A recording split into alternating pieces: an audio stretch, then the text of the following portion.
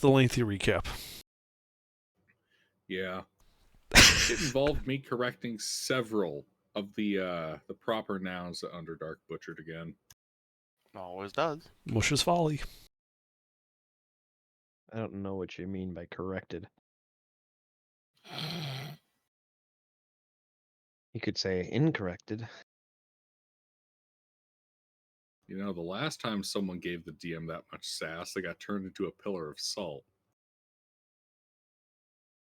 Well, my next character will be named Gamora. I already smote that character. No, I guess Sodom's up then. No, also smote. Yeah, Vegas then. I'd recommend choosing a different one. That one's being smited next. Well, that's the joke.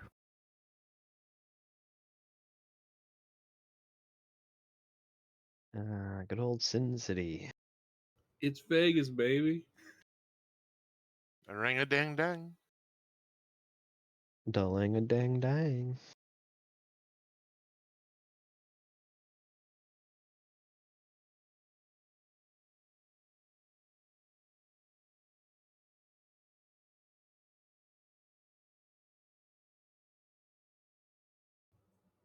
All right, 1 second. I'm getting a brain freeze.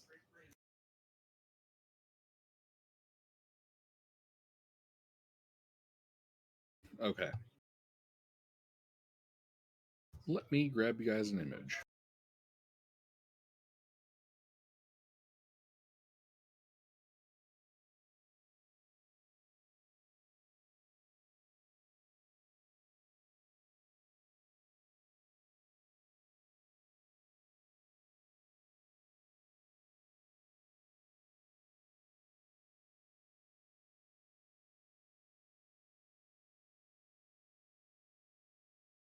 Here we are. Indubitably. Yes, indeed. However, the point man would like to rest, as he has lost a lot of HP. Well, weren't there beds in Zone 3 there? Or no, those are cells, not beds. Cells. I mean, there's a table here. Zone 2 then. There's a bed. Mm-hmm. Indeed, a bed fit for a giant. Well, that's good. I just need like an hour to, have some juice boxes and, recoup some HP. All right, you sit on the foot of the bed, you snuggling up with the petrified giant. A choice. No, I'm not scared. We're going to snuggle up with the giant. That's going to be uncomfortable.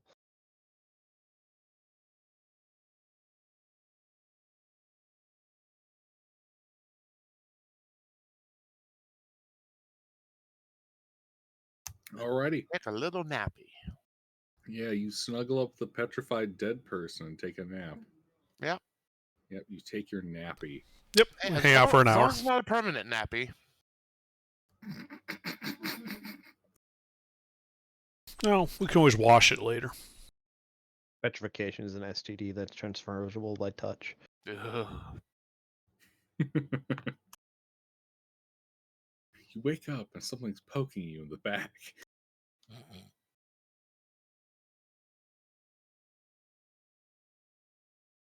Alrighty. You guys setting up a watch for your short rest? Yeah, I sit there and watch. I don't have to sleep. And the champion. And I'm fine. Like, I'm healthy. I can roam around. Oh, go ahead if you want. I'm going to sit in the room with them. Well, I mean, like, I can rove patrol and keep watch. Like, I don't have to rest.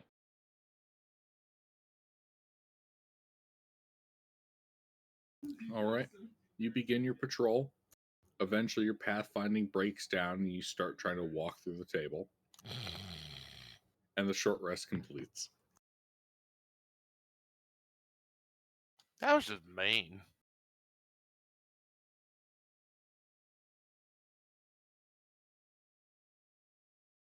Hey, I forget we're level 10. I can actually roll hit dice.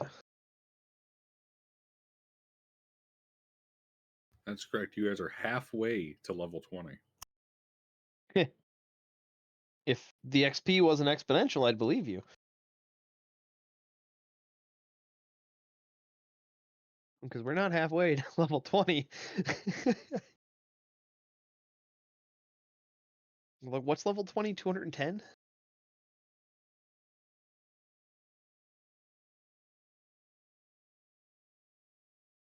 Mister. Meester.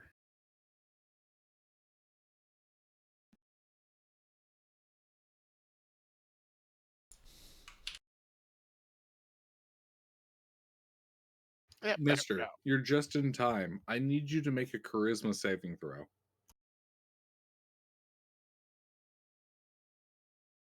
Oh, speaking of charisma, does a 1 hour nap remove the negative?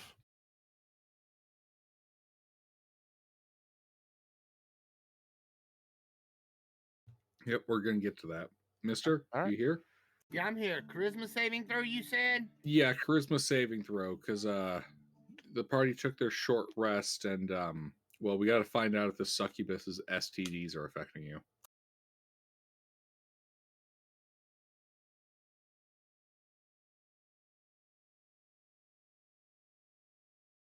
All right, yeah, Varric, that fails.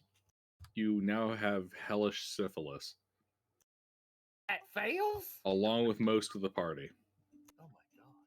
Yeah, that's why you don't go sleeping with a succubus. But I wanna. Well, that's why you got cooties. Hmm. Burger. Yes, me. Welcome. All right, now, Mister, do you remember what hellish syphilis does to your character? Not a clue. Gives you a hella itch. All right, Here, all here, right. Gilbert. I'm I got you. I'm done I screwing got you. around. Here, We're, give him this. We're level 10, right? Yes. Yeah, Gilbert, just give him that. Oh, awesome! Thank you for still having that image.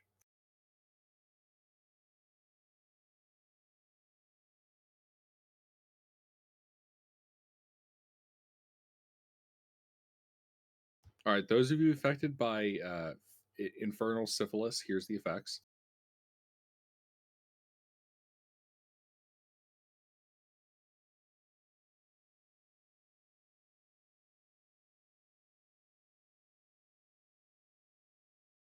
All right, you got that, Mister? Yeah. I don't think he read Okay. it. He'd be freaking out if he read that. Okay, that's enough screwing around. Yeah, your guys' short rest completes. Oh, don't worry, that is an easily fixable cure. If I reincarnate, you'll have a new body without space scurvy. No, see that's the thing about infernal syphilis. It's it infects your soul. Mm. Yep, there's no cure in it.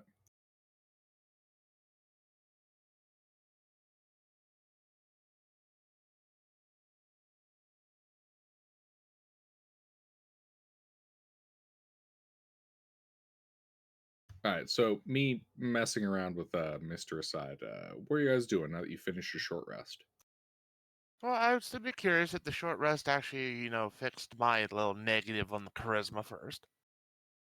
Oh yeah, yes. Excellent.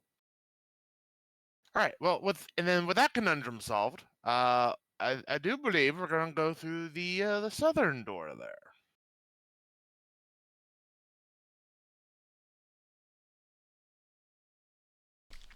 Lead on. Yes. Indubitably.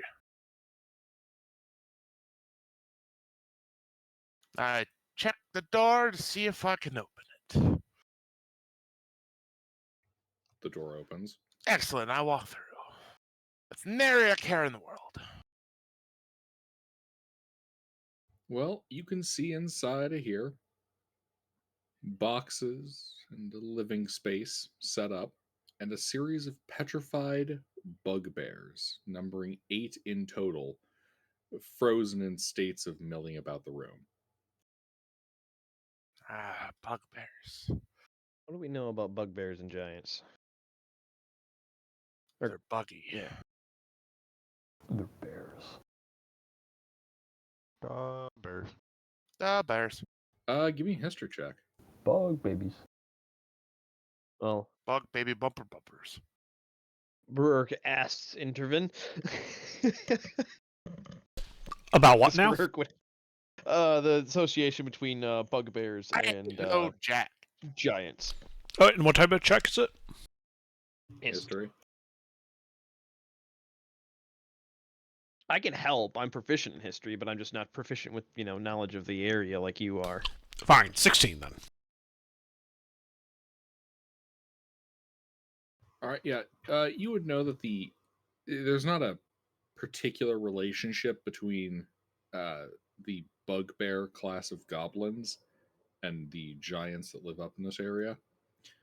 If anything, they were likely taken on as muscle by the giants, either as servants or as mercenaries. Yeah, should I pass it all along to the party?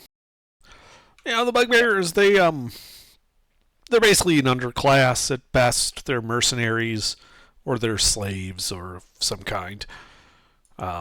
They wouldn't have been all that well respected by the giants. Too small and piddly, you see. That's good. I'm just making sure we wouldn't have to worry about a bugbear giant alliance. That'd be weird. The You are worried alliance about between giants and goblins.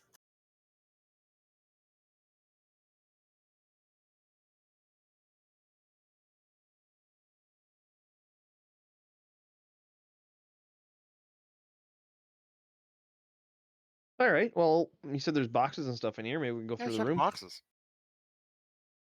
What's in the boxes? Break out the hammer. Oh, Well- the hammers are out.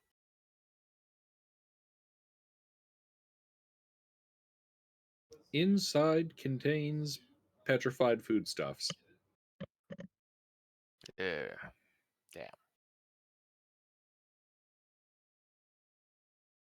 and 6 gold pieces. Ooh, shiny. I give half to Ruffles. Or Rourke. Half. Yeah, half. How did you know I had 7 gold for my singles digit? Good guess.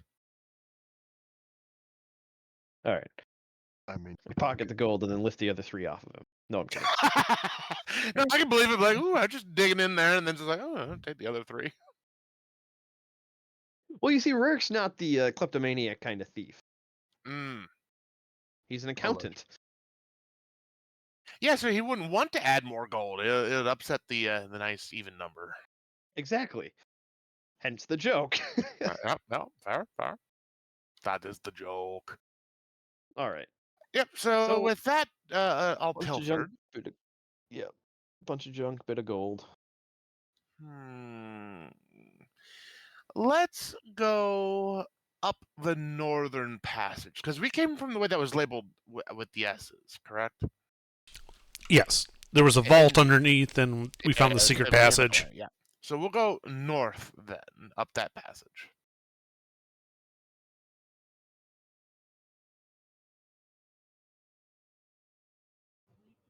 Right, you're going north.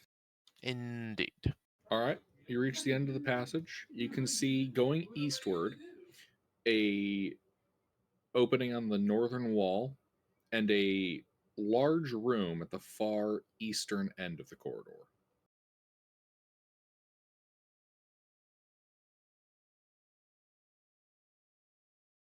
Wait, along the northern wall? Yes, there's a long corridor. There's an Yeah. opening on the northern wall and a room at the far west end.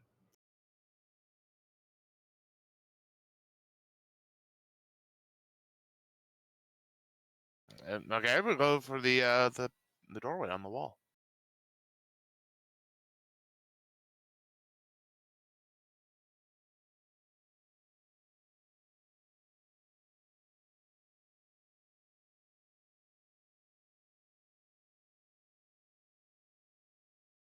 All right.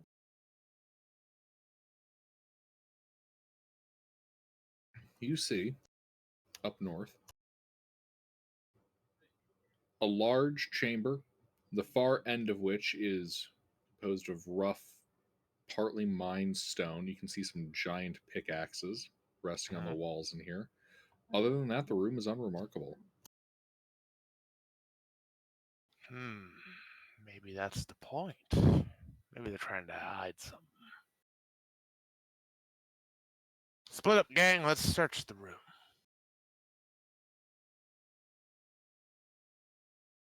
I'm sorry, what are we looking for? Something of note. Because there's nothing of note that is immediately seeable. Alright, I'd like to investigate the room for secrets and hidden things.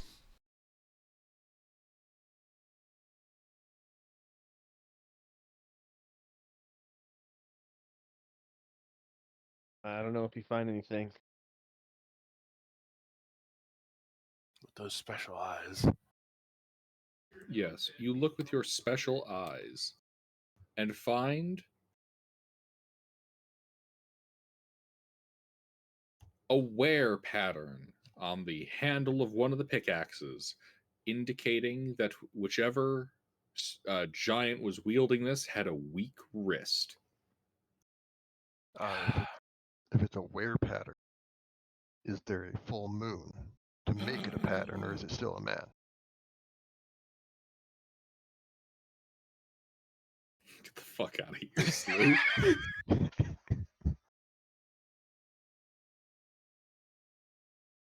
All right, so we'll leave the room and go down to the the other room that I see down the other end of the corridor.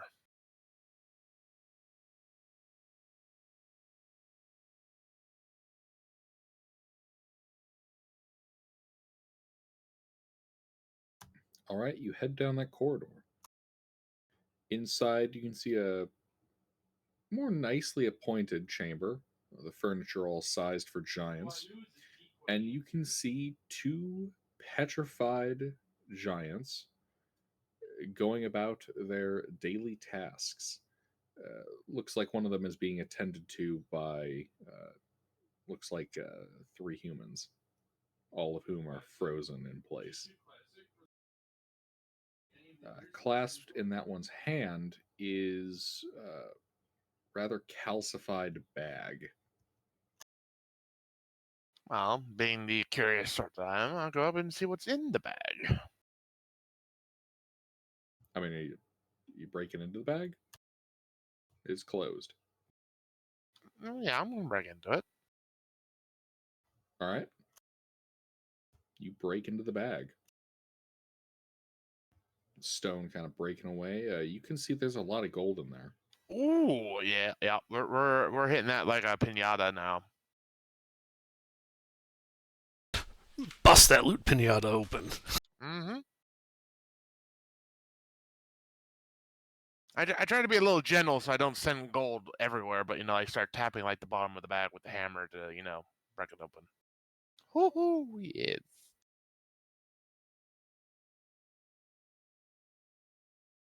Yeah, the benefits of finding a rather well-off giant's villa after his entire race was wiped out. Yep.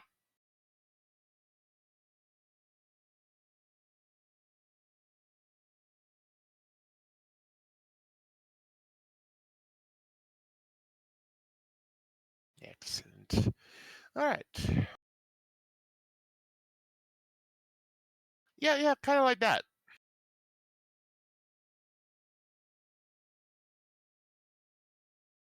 Is there anything else of note in this room? Any other possible hiding places for shiny things? Like, Are you is there like looking cabinets? for shiny places of hiding things? Oh yes.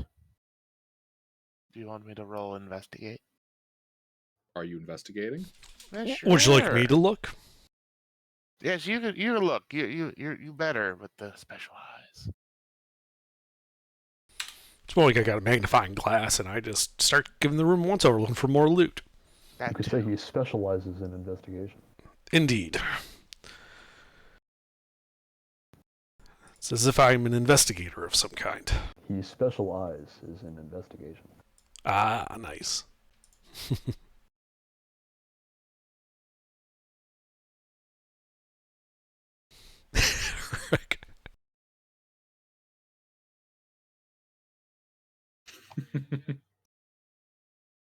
No, you don't find anything out of the ordinary. So much for the specialize.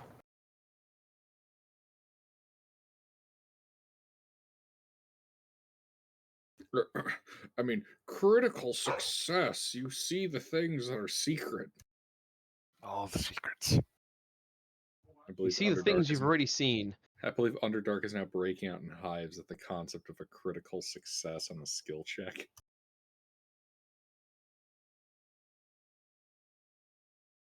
Oh god, he's gone silent. I've killed him. Dead. I will find you.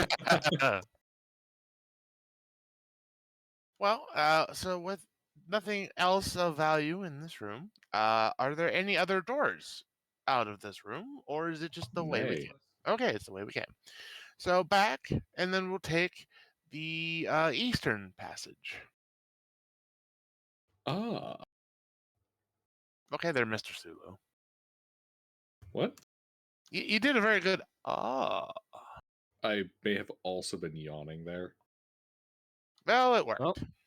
There you go. All right, so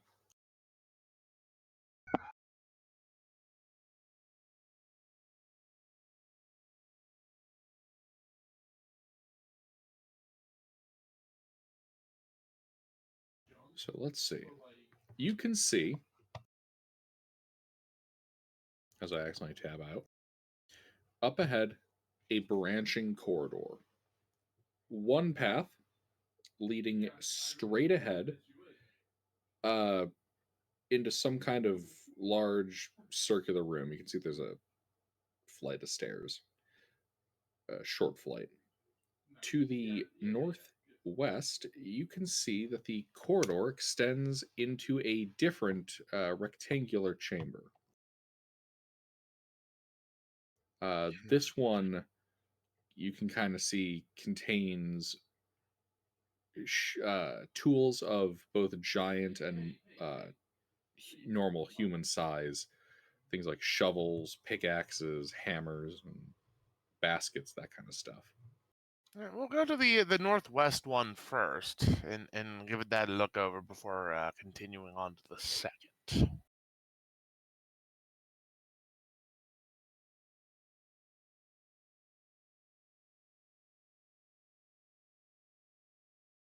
All right. You step into the storage room. You can see what I previously described, along with a closed metal door. Ooh, well, closed metal doors tend to hide things. I'd go for the metal door. But the metal door is locked. Is there a noticeable lock? Yes. Oh, all right, yeah, then by all means. We do have a thief with us, right? For now.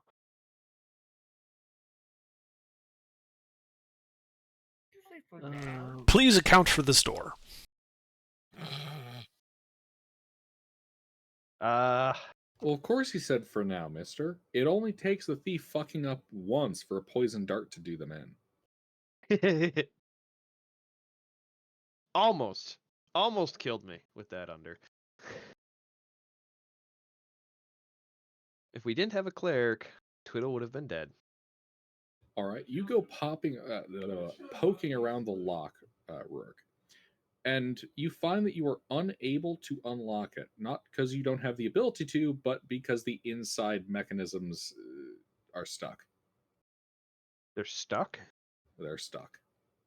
Okay. Well, I take out a python, hand it to Faradoul, and say, could you please brute force this lock for me? I mean, I was going to brute force the door, but yeah, that works too. Are the hinges on our side or the far side? Far side. Nice try. All right. Enter. We should take a closer look around the surroundings of the door before we go brute forcing the lock in case. What it's is the more door of a- jam made out of? The door is made out of what looks like solid iron. And the door jam? Also solid iron. And how is it attached to the wall?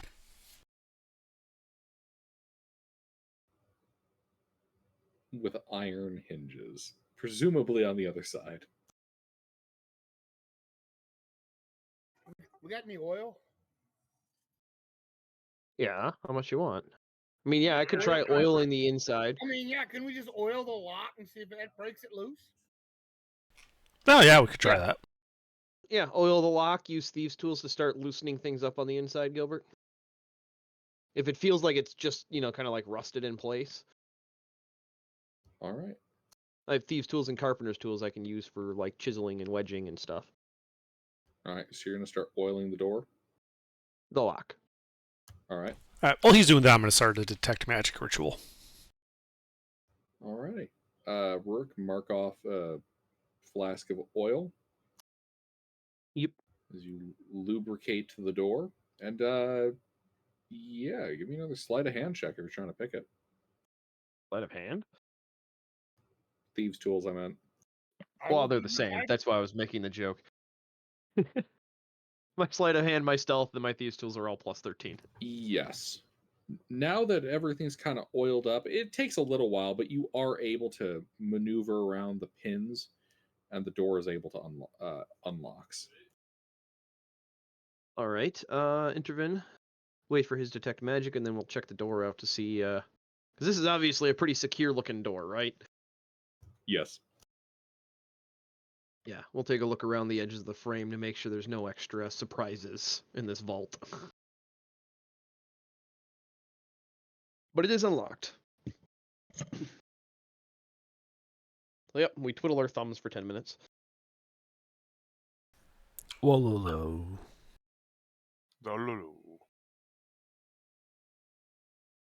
What does detect magic tell me?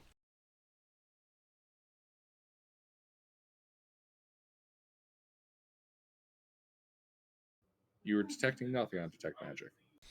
Excellent. I detect nothing, guys, and then I check it out to see if there's any mundane traps or mechanisms hooked up to this door.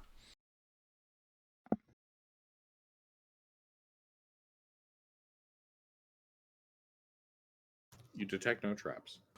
Excellent. Faradol, you should be good to go. Oh yeah, we're gonna open up that door real good now. Give it a hearty yank. It's a push door. Hinges are on the far side. He probably yanks at first, though. Yes, hot. All right, sorry. Push.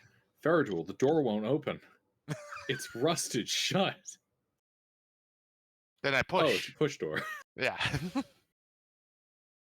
Indeed, you push the door in. It takes a bit of effort. The hinges are rusty. But inside, you can see a branching set of corridors. One going to the northeast, ending in a dead end about 40 feet away from you.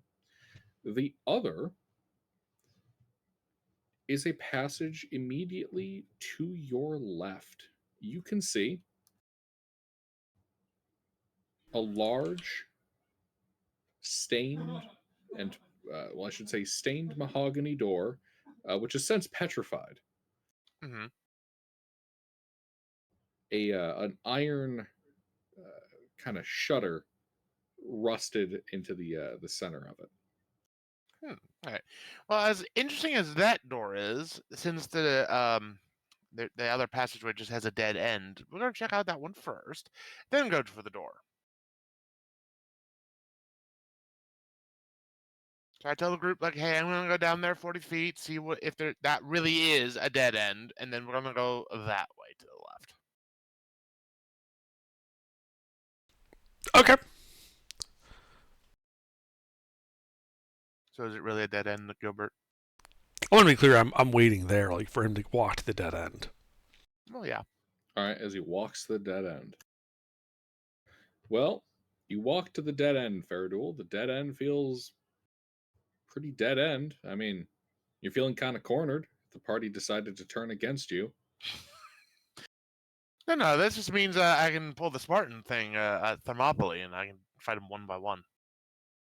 That would work if you had extra people. 290 people. That's fair. But no, I tap the the walls at the end with the hammer, just to make sure that that they're the walls. They're not fake.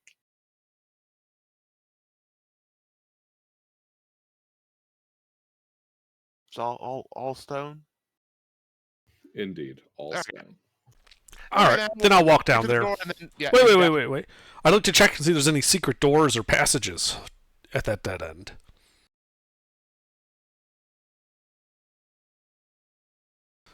Because the dead end is suspicious and ought to be checked for secrets. All right, you begin investigating the area thoroughly.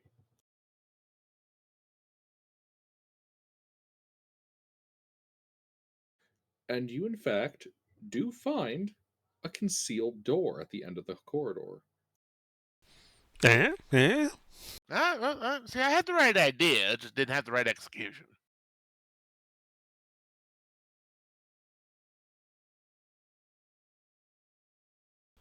Well, How fair do we enough. open up the door?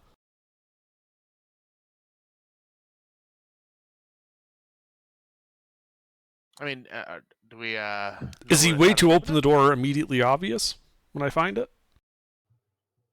It is not. Okay. Can I tell what the door is made out of? Limestone. Yeah, the concealed door is made out of limestone. It looks like natural rock. Oh, limestone. I should be able to hammer through that. Yeah, just start banging on it. Yep. And the hammering we go. Well, I also test it to see if it's just like an easy thing to swivel open while he's doing that. All right, you start pounding into it. After a couple of strikes, a section of stone gives way, revealing that this door is a door of thin but solid limestone. All right. Well, I remove the rest of the limestone. Indeed, you break open a passageway. I cough a little because I got some limestone in my lungs. No, it's all right. Mm-hmm. And now that you're kind of able to look to the other side, you can see more naturally set up frame and whatnot, as if this were meant to somehow be lifted up into the ceiling and set down behind.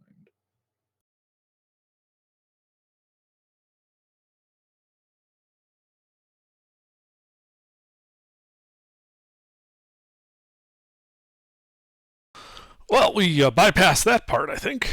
Yeah. So what's beyond it? Beyond it is a natural extension of the corridor, All right. worked limestone walls, leading into a dimly lit circular chamber. Well, I walk in there with my little jar of bioluminescent algae. Alrighty.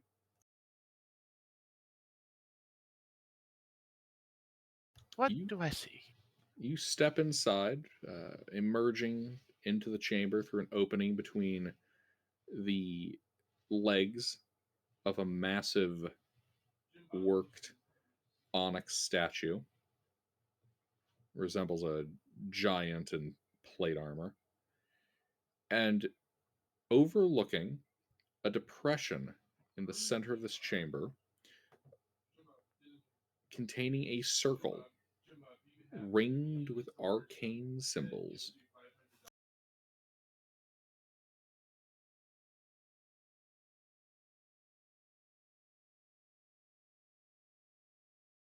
Well, when he doesn't immediately explode walking over there, I'll join him. Yeah, and I point out the arcane symbols and be like, "Hey, you might want to take a look at those." Yeah. What? As I start taking a look at this, what am I looking at here, Gilbert? Is this a teleportation circle? Give me an Arcana check.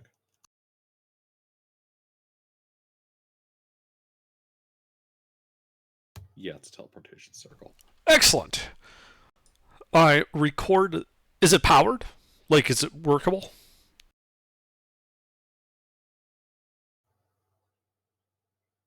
Yes. Excellent. I record the sigils for it. What should I record in my notes for this? 1186.601. You know, you missed a golden opportunity there, Gilbert.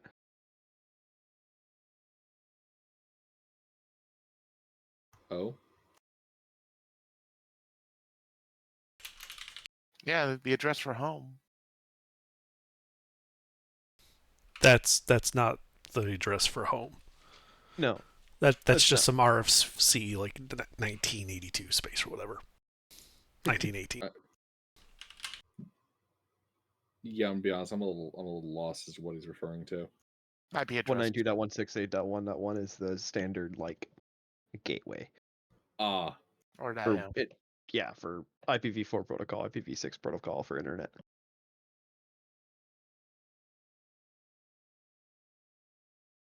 man, everyone knows the internet works by magical machine spirits. In tubes. Prayer.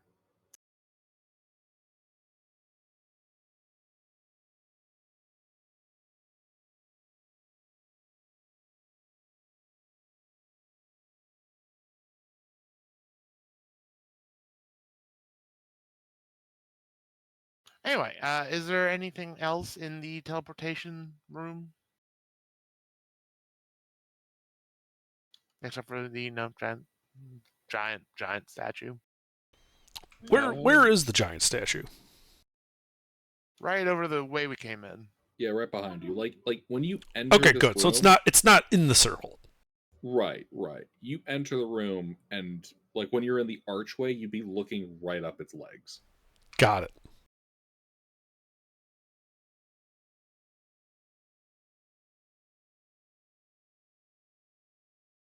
Well, I'll take a look around and see if there's anything concealed or hidden in this room.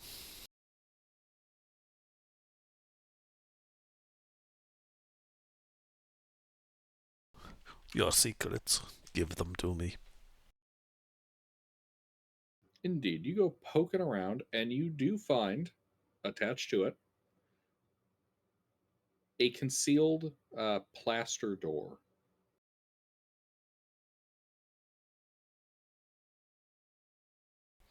Well, hey, Faradol, another secret door.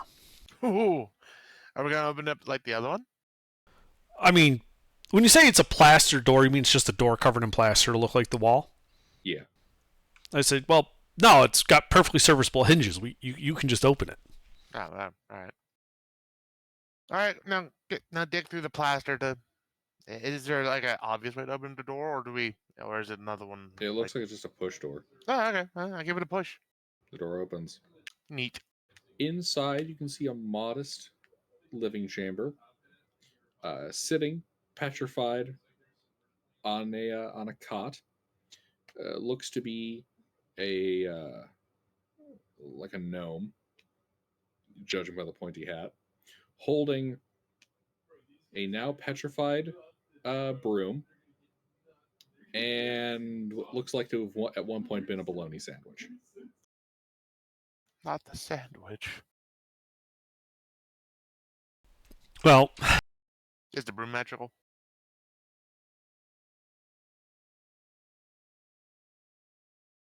I was going to suggest you check under his hat. That's where gnomes keep their stash. I mean, if I can remove the hat from the petrified, gnome, I will.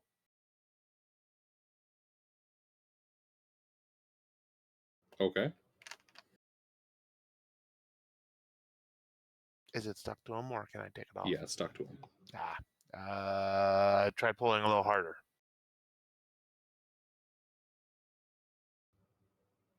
Okay, give me an athletics check. Okay. Wrenches the head off the petrified gnome. Yeah, that's what I'm thinking might happen. Yeah.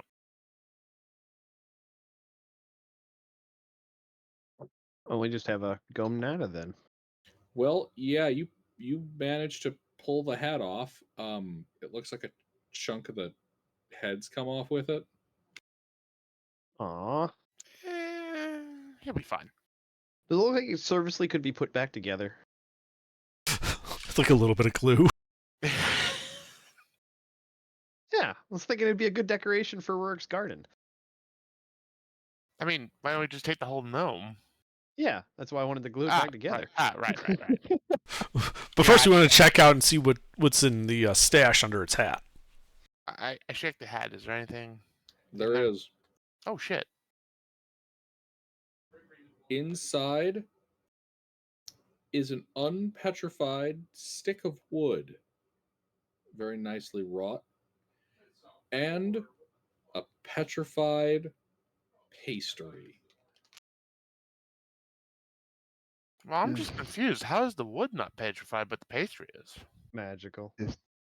Well, I hand the wood to the magic person, obviously. Okay. Does it have like a Dwemer of magic to it or something?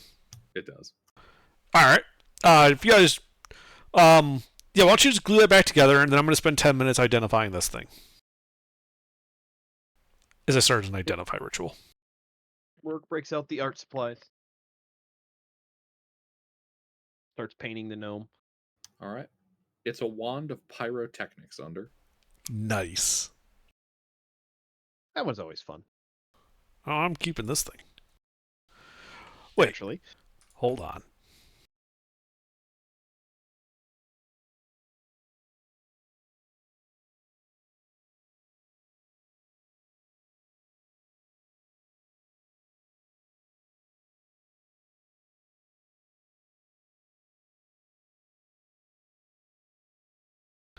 Yeah, no, I'm giving this as a Wanda Amtar. oh yeah, Fireboy. More fire!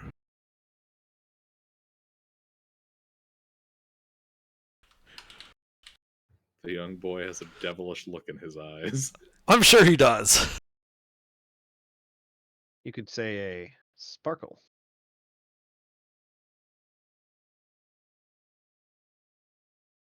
Yeah, flicker.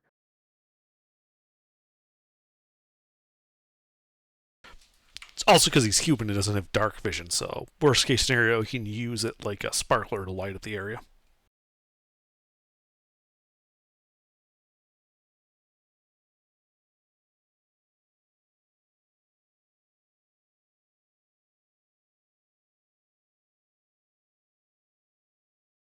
Anything else in the room?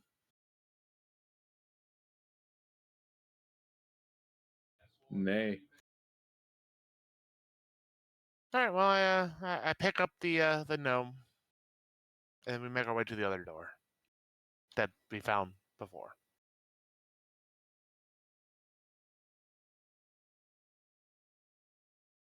Indeed. You guys are back at the closed door. Oh, there was no other way out of there? I thought there was another way out. Hmm? I thought there was another way out of that room. No. Like, not the gnome room, but the one with the teleportation circle. Did I Nope, mishear just the you? way in. Okay. I was in the same boat as Inchman. I thought there was another door in there besides the secret. Nope, there's another door in the room before this one. Yeah, the one with the nice wood and the shutters. That's to the left after the secret door. Right. Okay. Yeah. I must have just misremembered. No big deal. That's all good. Yep. That's all right. I go to the very nice wood door with the rusted shutter.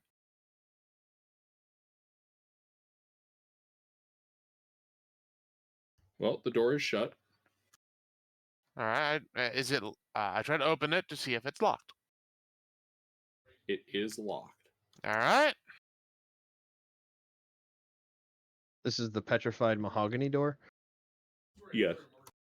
Just punch it. It's stone. Petrified wood, it'll break. All right. Well, give it a punch. Your fist hurts. All right. Then I hit it with a hammer. You break down the door. All right. Revealing inside A 20 by 40-foot chamber filled with large wooden casks. Boy, I bet there's more alcohol. I go to the first cask and hit it open. Black liquid spills out of this cask, soaking your feet and flooding the Yeah. chamber. Damn it! Why the shutter then? You smell the faint odor of boysenberry.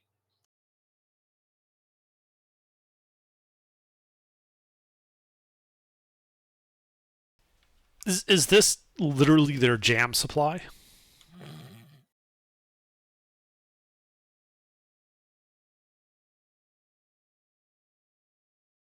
No, it's a bit more alcohol smelling than jam. Ah, It's boysenberry booze. All of it?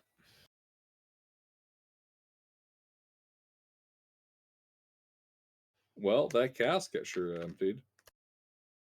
I'd start checking the other ones, seeing if there's any, differences or anything that survived. To be Maybe break the useful. tops open Yeah. instead of just hitting the sides. Yeah, start poking holes in the tops of them. Okay. Well, this one smells like peaches and booze. Oh, it's just a fun one. Are they all showing signs of petrification or deterioration? Yep. No. Okay. Well, I'm gonna take a flask of the boysenberry and the peaches.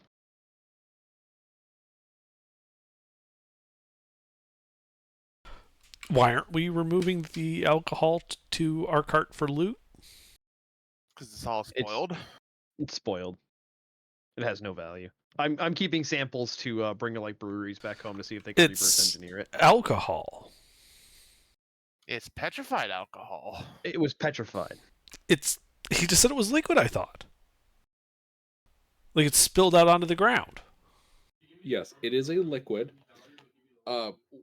When last week when Faradul sampled some beer you guys had found, it was tainted by the petrification effect. Like whatever magic suffused the area has petrified like organic materials and has, in the case of liquids,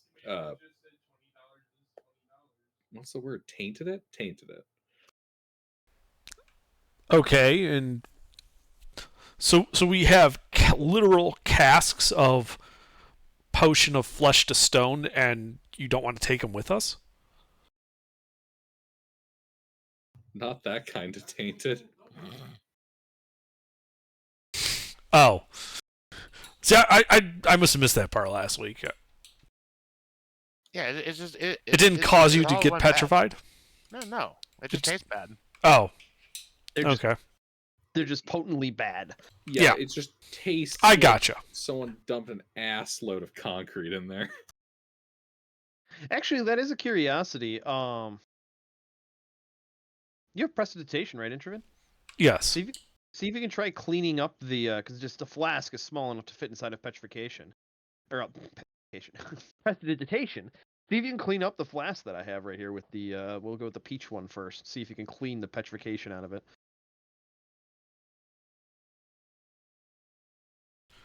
I don't think it works that way. We would need something like purify food and drink, I think. Oh right. That's the thing I'm thinking of. Never mind. I got my cleaning spells mixed up. No worries. So the boysenberry is more of a I mean- wine, and the peach is like a beer again. Schnapps. So I do What's that, purify Neelix? food and drink, and it's a ritual. Oh, give her a whirl. Wait, you actually What? prepared that this day? No, It's a we'll have to ritual. wait until tomorrow, but Only wizards can do unprepared Oh, rituals. yeah. I forgot But I about that. can Yeah. I can prepare tomorrow. Yeah, I'll get a sample flask from all of them, Gilbert. So let Alrighty. me just make a list of. Let's go 2 flasks of each flavor. All right. Well, we should take like casks of it. Purified food and drink is a all food and drink within a 5-foot radius. Like we should just I stack it up know. around him. The flask we can just use as a stack around him and test to see if it actually works on it, and test each flask, and then we know which ones it works on and which ones it doesn't if it's discriminate. All right. And then you can just re-ritual cast it, because we'll have to go down to the wagon, get casks, because these are all petrified, and bring those up. So we might need that crane after all.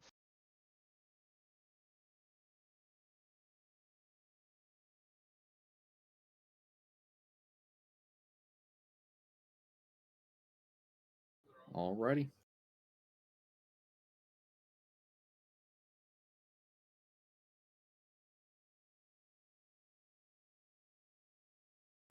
How many flasks are in this room? Or casks, not flasks.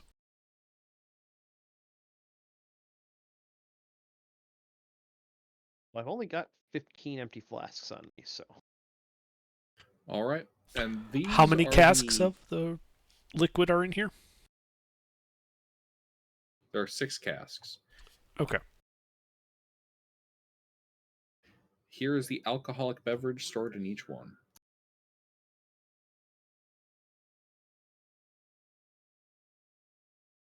Kumis. So these are all a bit of a wine, or are they all hops beer? Well, so the fruit ones are all wines. The fungus is a beer, and do you guys know what kumis is? No, that's why I was asking Kumis. Ah, it's fermented mare milk. It makes an Ew. alcoholic beverage. How big are these casks?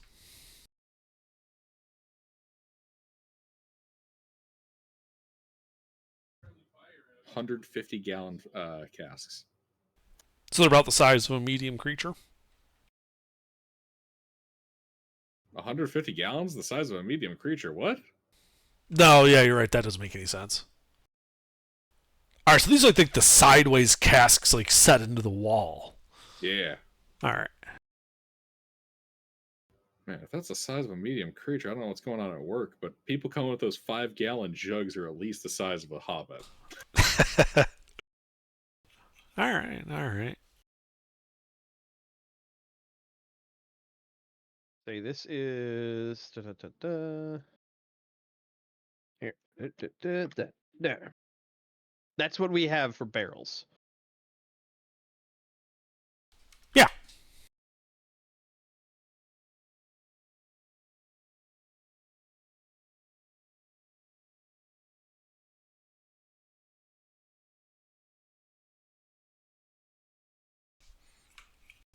Yeah, I'm pretty sure we have enough volume to store everything. Mm-hmm. And still have some left over for all the water. Mm-hmm. There's 6 that are 150. That means we only need 18 50 gallons, which we don't have. We have 10, so that would leave 400 gallons. So yeah, we have enough 200s for that, or 20s for that. All right.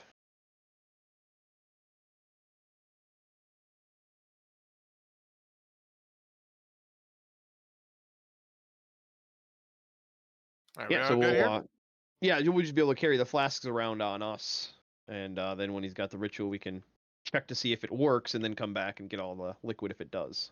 That was the idea of putting it in flasks under. I understood. Excellente. So now, I do believe we'll backtrack to the passage that had, straight ahead was a room, and then the northwest passage, which is where we went. We're going to go back to there, and then go to the passage that's just going straight ahead.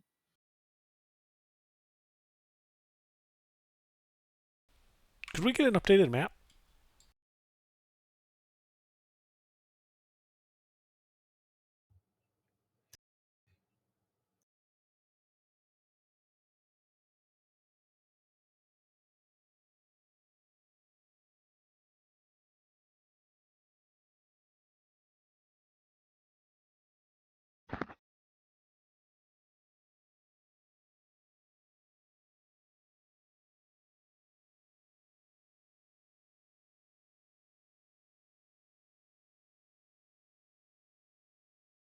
Under, he said the Kumis was mead, right?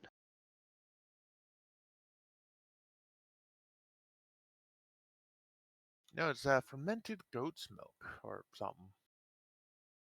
Nope. Mare's Fermented milk. horse milk. Ah.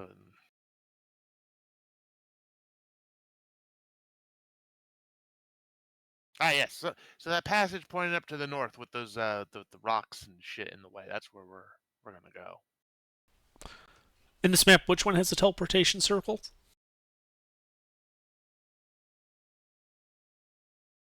I do believe that one that's pointing off into the middle of nowhere, like that room isn't shown. I think. That's what I thought. I was just double checking my understanding. I think 26. No, it'd be to the northeast off the map. That was my understanding. I was agreeing with Fairdool. I was just clarifying with the DM to make sure my understanding was correct. That what's Oh, the then my northeast? understanding was way off. The room with the teleportation circle. That is not actually on the map.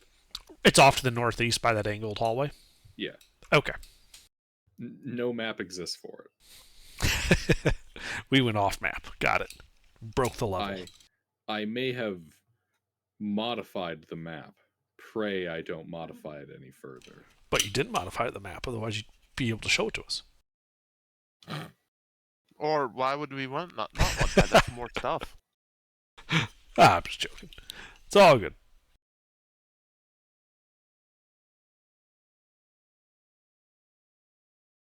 Must be Gilbertsville and Arc.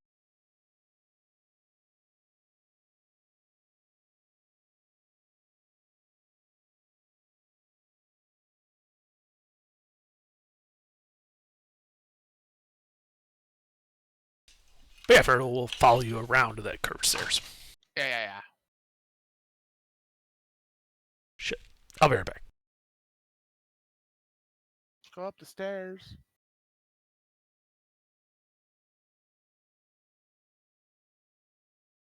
Alright. You guys go up those stairs.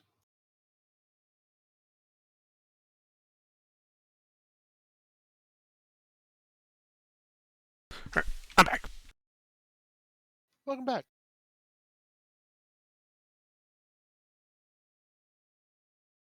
Alrighty. This well-like chamber ends, this wide corridor, with a deep pool of water. You can see dark, cold water. You can see the occasional fish swimming in it.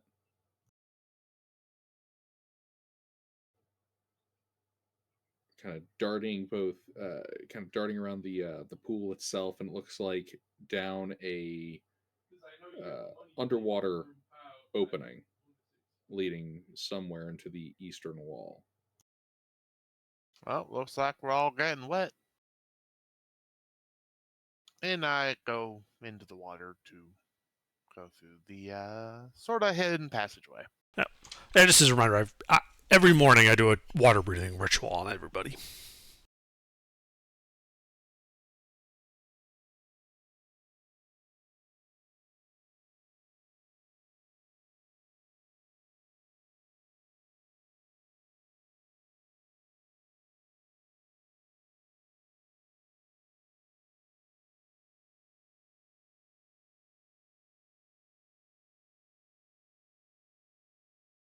All right. Let's see.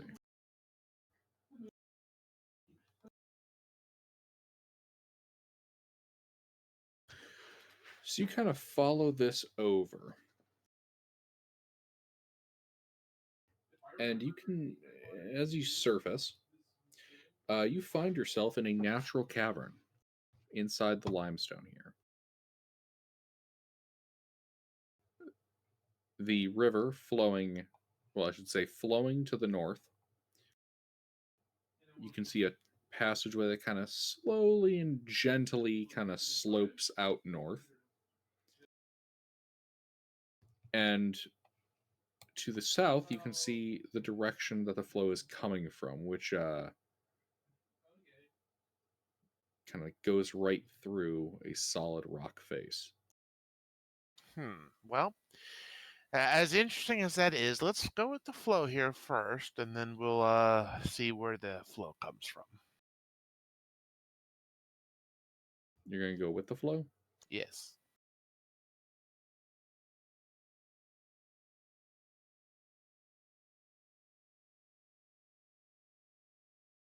All right. Well, you keep following the gentle flow of the underwater stream, taking you to the north.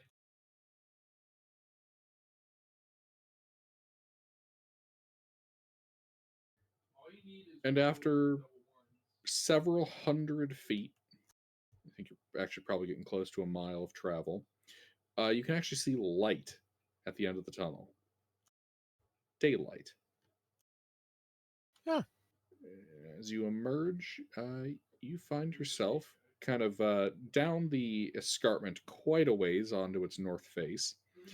The water flowing out of this opening down into a mountain brook that then you can see at the distance empties into the depression of black glass. Hmm.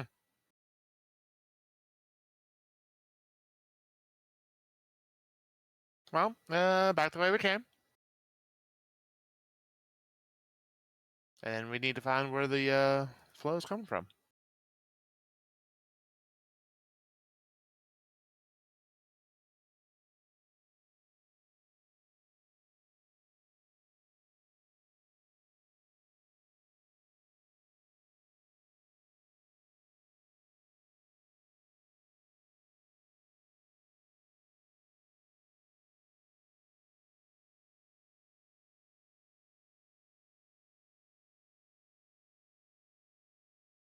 Alrighty.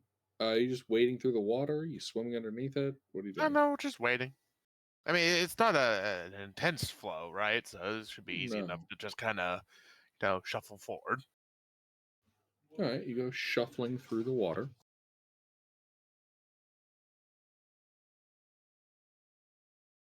And as you do so, you can spot movement in the shadows around you. What kind of shadows? Big shadows, small shadows? Big worm-like shadows as they begin skittering your way. Oh, worms. Look like this. And you should roll an ish. Well, the druids did say worms are probably the only thing that'll be able to live in this terrain.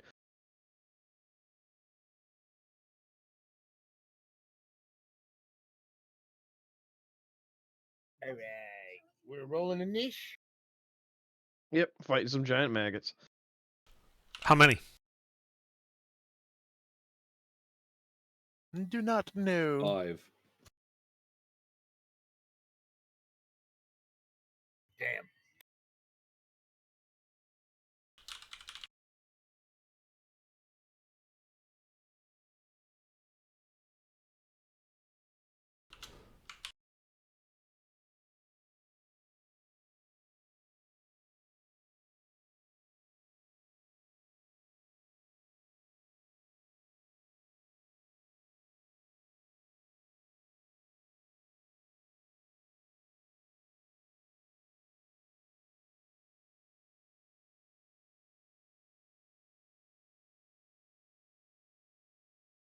All right. Well, since I am first, I'm going to rage. And how far away is the first ugly bastard? 20 feet. Oh, I easily walk up to him and try Before to- you do that, Gilbert, are these worms going to be joining in the initiative, or are they just going to sit there and let us murder them? I mean, Yeah. I'm fine with that. They don't get a turn. I, I, I honestly would have gone through one initiative and just let him notice. In the interest of fair play. It's like go Man. all the way through the initiative, back to Feardolt. Wait a minute, I didn't get a go. Wait, where's my roll? Oh, right, I didn't roll an ish for my own goons. Man. All right, well, back to the hammer swinging.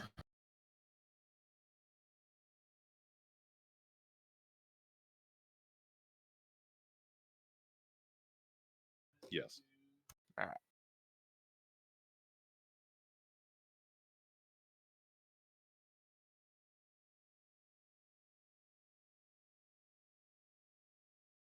So that's all to the first one. You, with 3 strikes, you smash this gigantic maggot into the dirt. Where it belongs. Indeed. Champion. Well, he shall do. Very similar.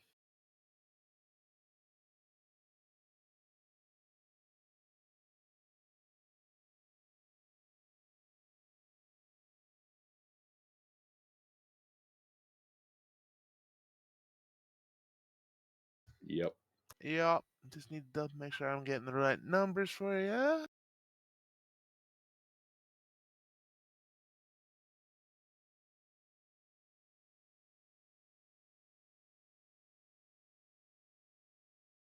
Also, yeah. Excellent. 3 worms left. Rourke? All right.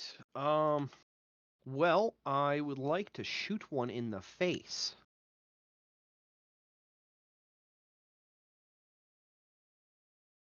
How far away are they? From you? 35 feet. All right. Um. Yeah, I'll just use the regular bow or crossbow.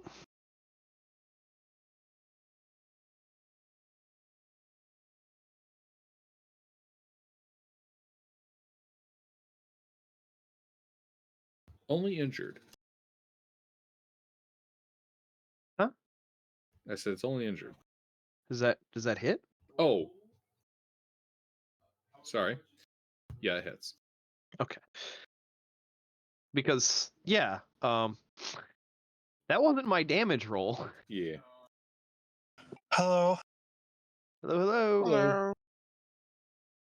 That's my damage roll.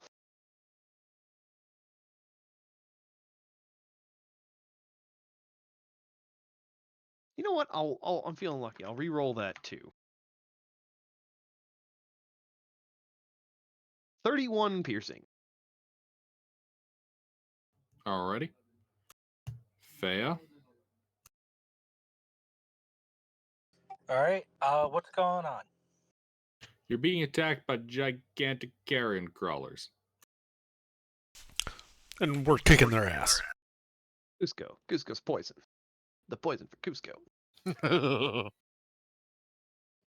right. So things are going well. Like, are they badly damaged? We've They got their fall numbers like to half. flies. The party is nearly routed. Oh, are they immune to non-magical damage? No. All right. Pop in, see bad stuff happening, get mad, and are there? Are we running? No. No, we're taking them out. In the first 3 initiatives, we've killed 2.5 of them. All right. I was joking when I said the party is nearly routed. No, he just didn't specify which party was almost routed. Because I heard one person say we're winning, and then you're like you're losing. All right. Go in and slash the most injured, I guess.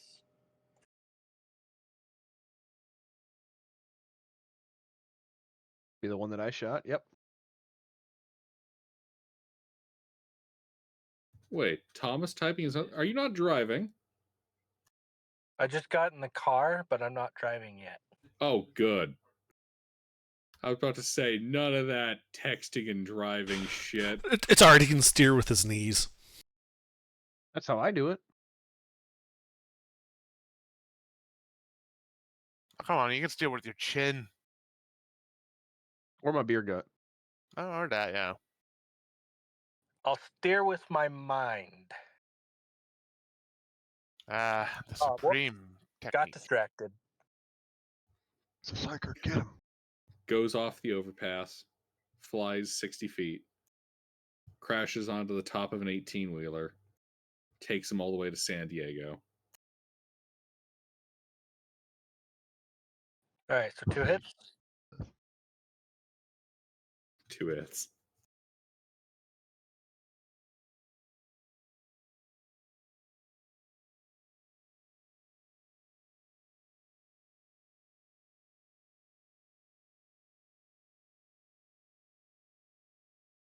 I'll re-roll the 2.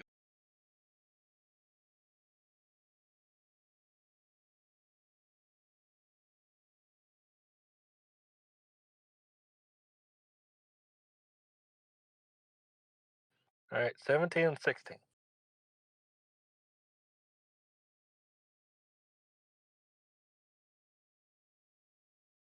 Alrighty, that kills the third one. Anything else?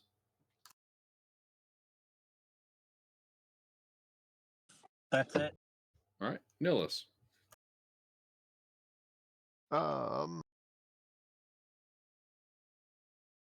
Still underground, right? Yep, still underground.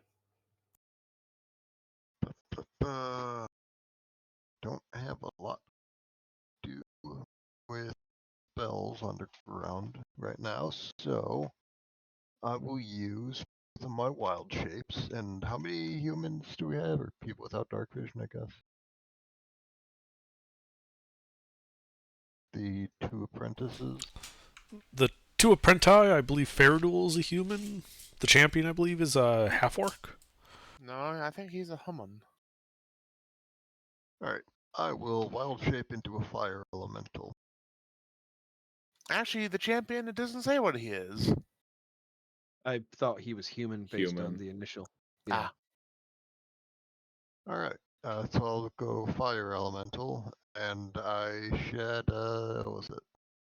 30 feet of? Yeah, 30 foot bright, 30 foot dim light. Wait, hold on.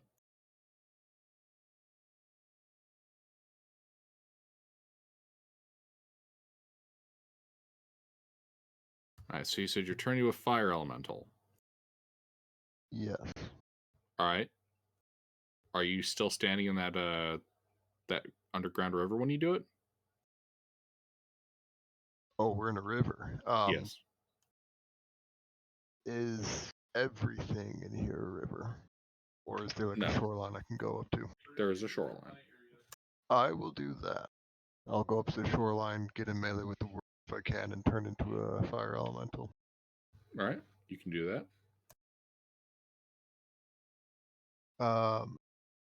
So then should be lit up for everyone without dark vision, and I'm going to stab the shit out of this guy. Oh, never mind. It's a touch attack, not a stab attack.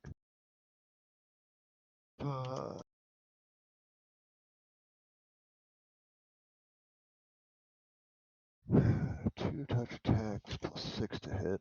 I can't get to 5 feet from the carrion crawlers, right? With 50 feet of movement, yeah, absolutely, you can get in there. Alright. Oh wait, that was not supposed to be.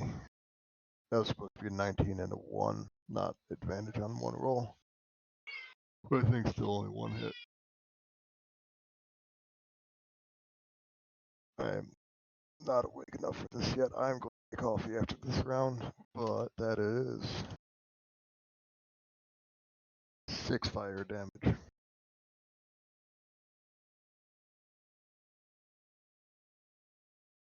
All right, and then it ignites.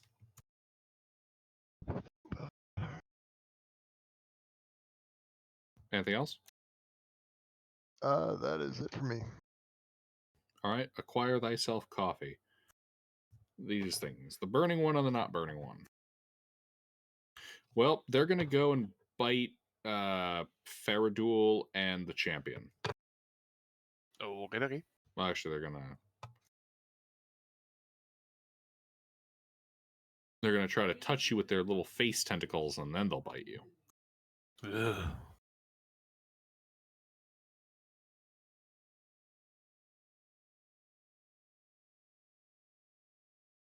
All right, the first two are on Faradul. Second two are on the champion. Roger that. That is just one hit on me, and everything else misses. Okay, I need a Constitution saving throw from you as the tentacles touch you.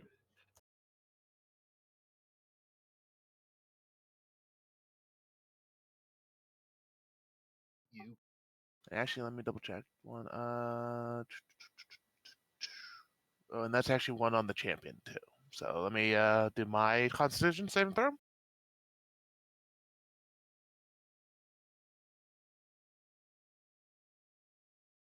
Mm-hmm. Yeah, you're fine. And the champion. No, I just need a Constitution saving throw from you. No, because one did hit him. It's not the misread. tentacle that hits him.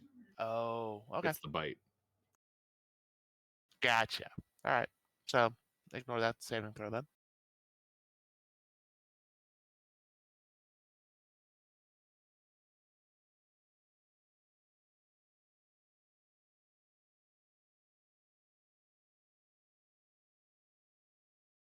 As the champion takes 10 points of piercing damage.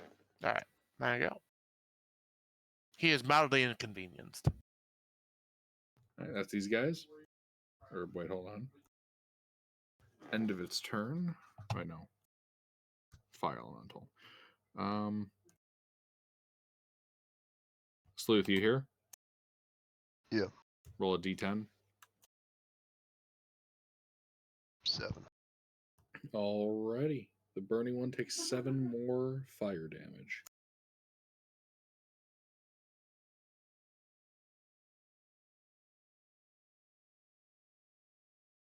Next up, Varric.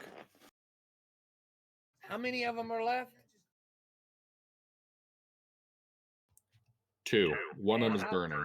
And how far are they from me? 40 feet.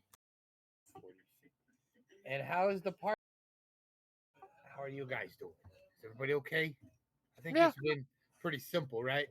Yep. Yeah. So I'm just gonna shoot the. I'm not gonna waste any spell slots. I'm just gonna pull out my crossbow and shoot one of the burning one. Yeah, that's about the simplest I can do right now.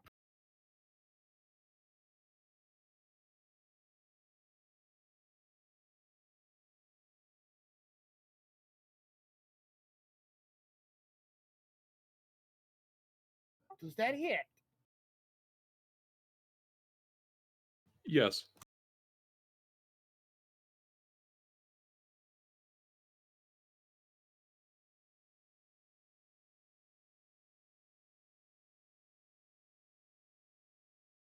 Seven points of piercing damage.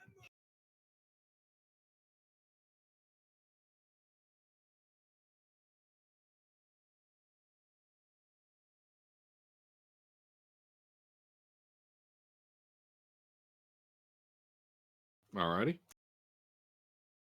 And I believe that's. Did that kill it, or is it still alive? It's still alive.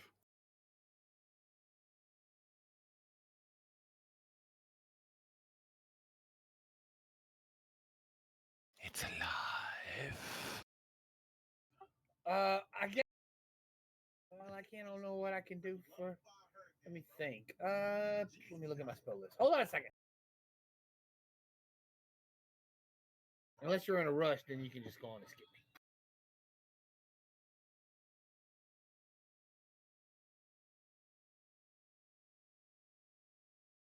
Don't I have a thing?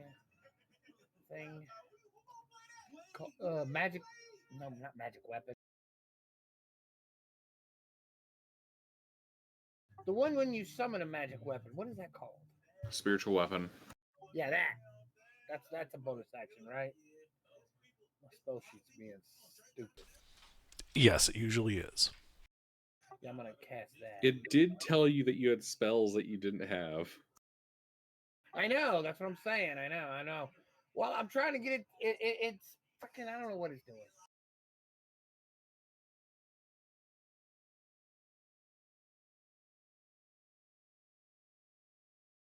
Yeah, I have.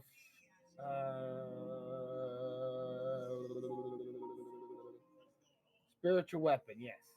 It's a bonus. It's a bonus action, and I can create for a minute. Yeah, I'm gonna do that as a bonus action, and I'm going to. Can I attack with it on the same turn I created? Usually. Oh yeah, good. Yeah, I can. Okay, yeah, that's what I'm gonna do. I'm gonna create one by the thing and whack it.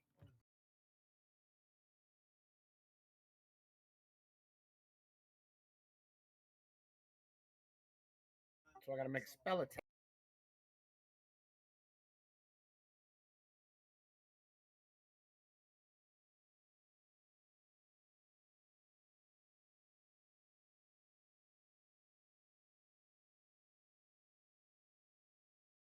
Did that hit? That hits.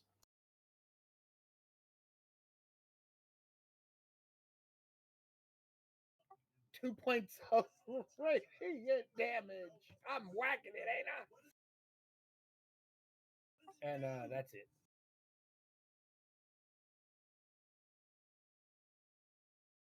All right, that is some more damage. And that will be all I can do. Alrighty. Yes, we got that and Avatar. All right, that one that's injured, he's going to shoot a firebolt at it.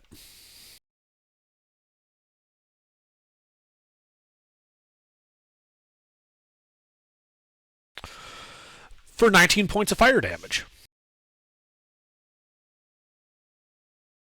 Ow. That's it. Is it dead, the one that he just shot? No, it is pretty fucked up though. It's Right. near death. And then there's still that other one that hasn't been hurt. Correct. Alrighty then. Well, then in that case, I'm going to blast it with a jet of water.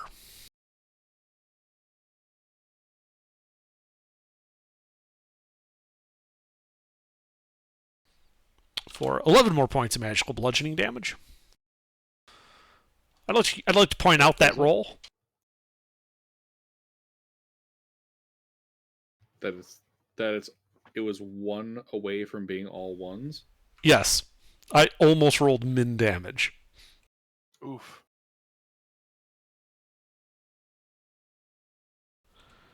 Is it still alive? No. Excellent. Turns out it had 6 health. And then on that last one, Isha will fire off a ray of frost. Yes, actually ruffles.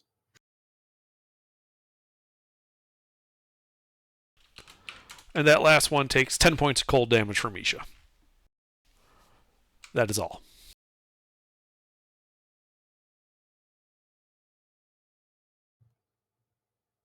What about you? I was the water jet that did 11 points of damage. Right, sorry. No, that's all right. We ended up all clumped together, so I just kind of rushed through all 3 of our initiatives. Man, I'm glad the 3 of you don't have time stop. Just you wait. And rocks fall. Farraduel. I do a time stop. Then it's my apprentice's turn. I do a time stop. That's my other apprentice's turn. Falling. But they don't fall in time stop, so I can get out from under them. The rocks are immune. Yeah, the rocks are immune to time stop. This is Baldur's Gate 2, motherfucker. Throw the ball. 2 hits or 3?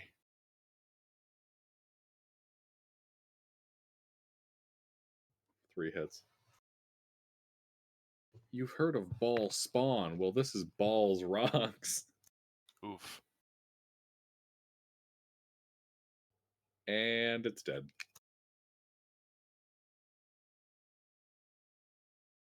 Perfect. You guys are out of a niche. Excellent.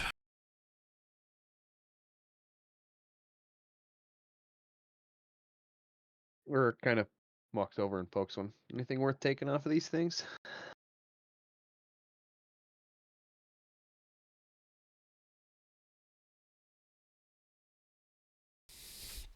Not usually. They're worms. Well, they could have eaten some. It just depends how hungry you are, I guess.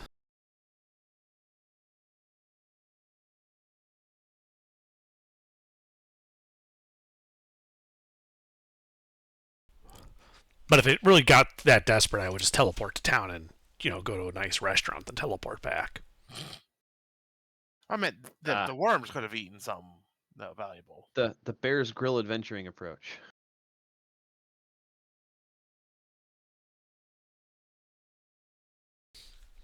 I'm not eating my own piss. With purify water, it won't be your own piss.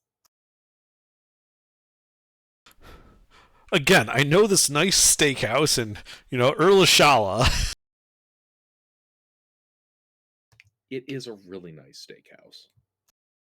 It's got a really nice view of the nearby mountain. Really majestic view.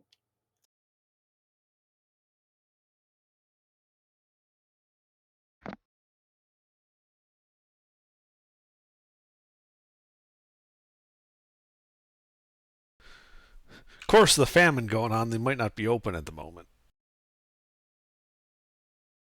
Famine's not going on in that area. Good point. Yeah, no, the mysterious fire that no one knows how it started definitely Not a wasn't clue. this deal. Yeah, no, that's just fucked up that the area around the plains of Sargosh and the northern edge of the Bay of Koresh. Got it. The Valley of Lashal is actually doing quite well. But to answer my compatriot's question, is there anything valuable in them when they start cutting open the worms? Nope, nothing but mucus-covered tentacles. And, bug I need to insides. know.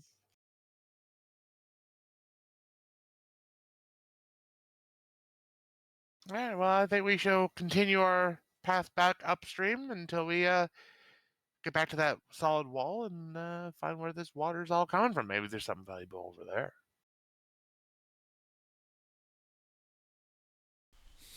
Sure. Let's go. All right, you're continuing upstream? Yep.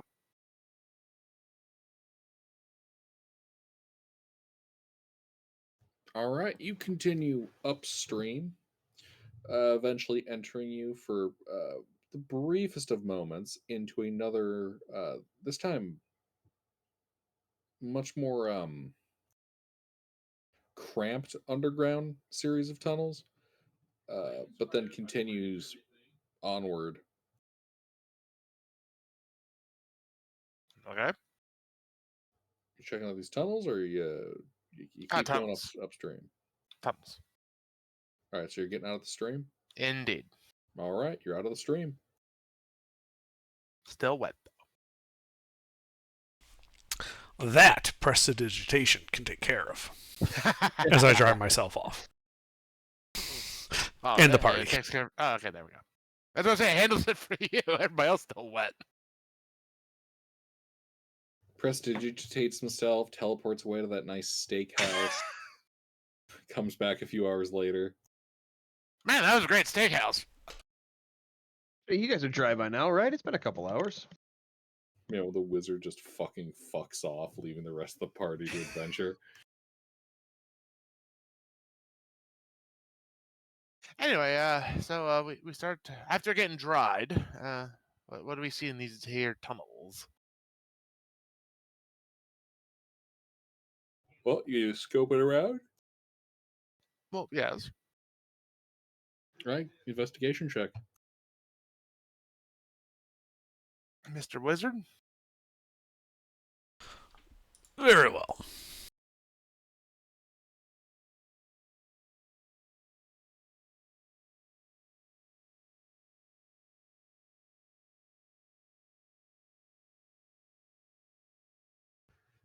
You find, as you're poking through, a small sinkhole of softer silt and ground up stone.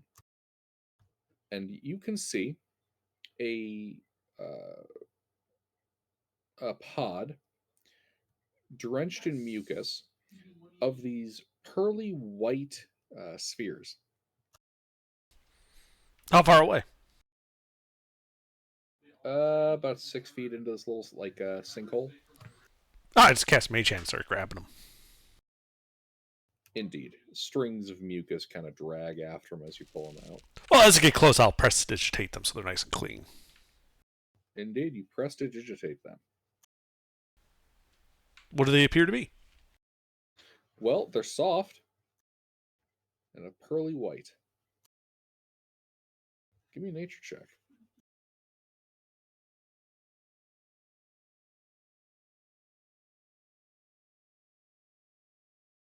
Some kind of egg. You don't know what to. Who's our usual cook? This is not me. I can cook. I cannot. I found some eggs. Here you go. As I hand them over to Nillis. Are these eggs edible, and are they going to hatch? Give me a nature check. But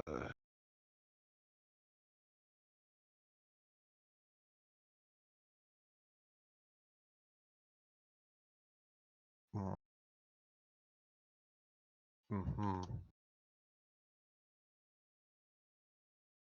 All right. Well, I'm sure it'll You be don't fine. know.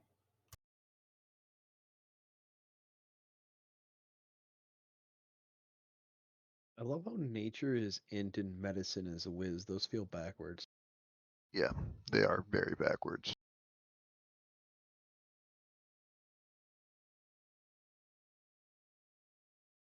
Well, you see, medicine requires insight into the symptoms of the patient.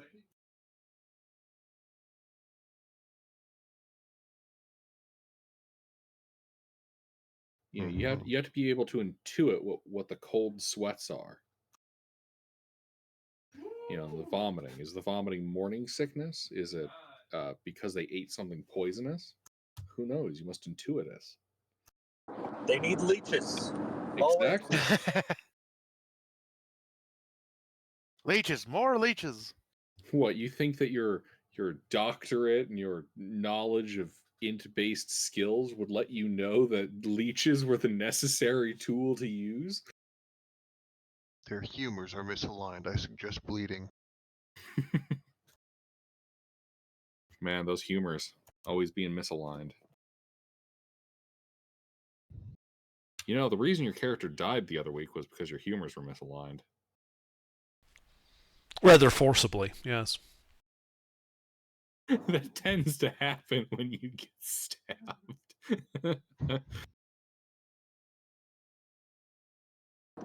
I mean, you know what they say, laughter's the best medicine. Probably because it aligns your humors.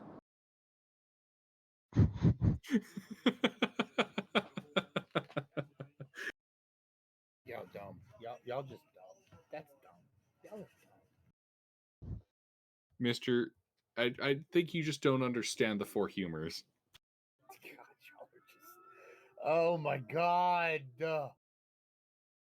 All right. Everything changed. The fire humor attack.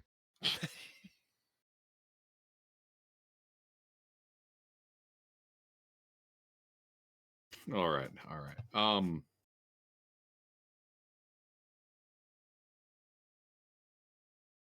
But yeah, as you guys scope through more of this, you find a tunnel. This one worked that stretches into the complex itself. Well, let's follow it.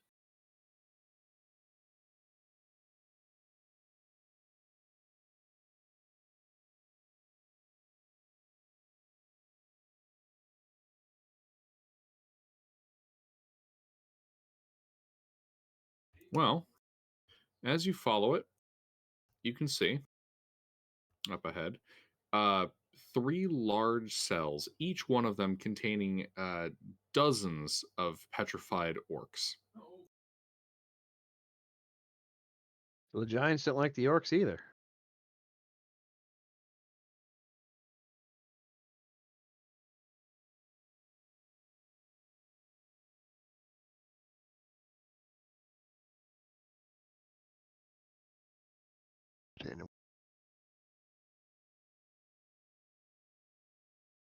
Did the orcs like the orcs?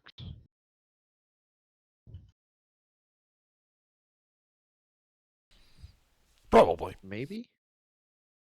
Only during mating season.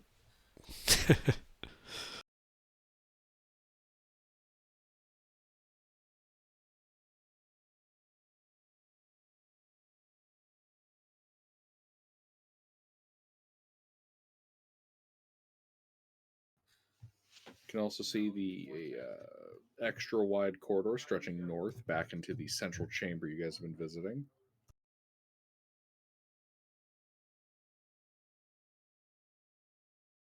Oh, so we wrap back into the where we came back from? Hold on. Along alright. with 2 more chambers, one going straight to the east, 1 to the north, and 1 to the south.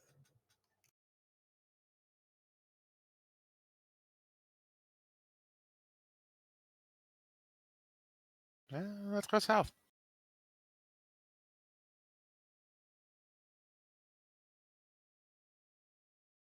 All right, you follow the southern corridor.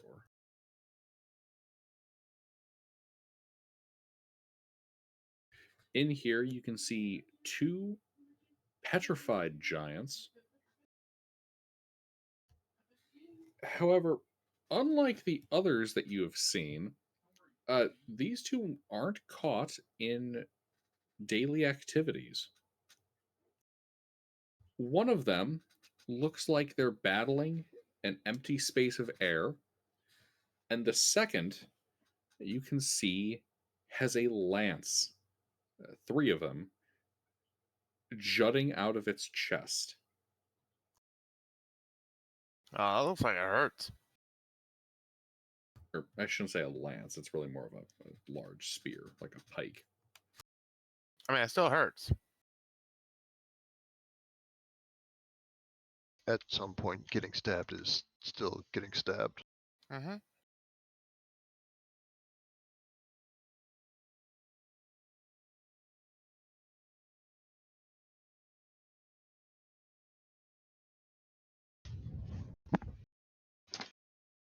But it is interesting that since those guys are fighting empty air, that whoever they were attacking didn't get petrified, and or they did, and they just weren't left behind. Or it's still there and it's just invisible. Oh, there's a thought I didn't think about. No, that's nice. Well, quick way to discover anything invisible in the room. Fireball. Well, no. Actually, Fireball won't Well- necessarily reveal invisibility. Oh, well, no. A flower bomb would, though. And a Seems like a fireball would, waste you'd of- hear screaming. Seems like a waste of flowers. I just chuck a small pebble at the empty space that would be where something he was fighting was. A waste of flour? 10-pound bag cost me 2 copper. How much do you There's a have on you? famine going on. That's valuable. Yeah, really. We have 700 rations. Uh-huh. And we're in the depression of black glass. You guys are not likely to be able to get more. I love how you say you guys. I can always go to a steakhouse.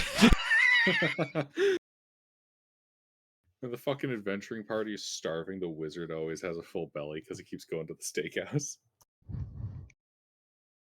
It's like his watch. He's like, everything looks good. Teleports to the steakhouse, has a nice meal, comes back. Oh, my reservation. Middle of combat. Oh, sorry guys, gotta go. My reservation. Ding.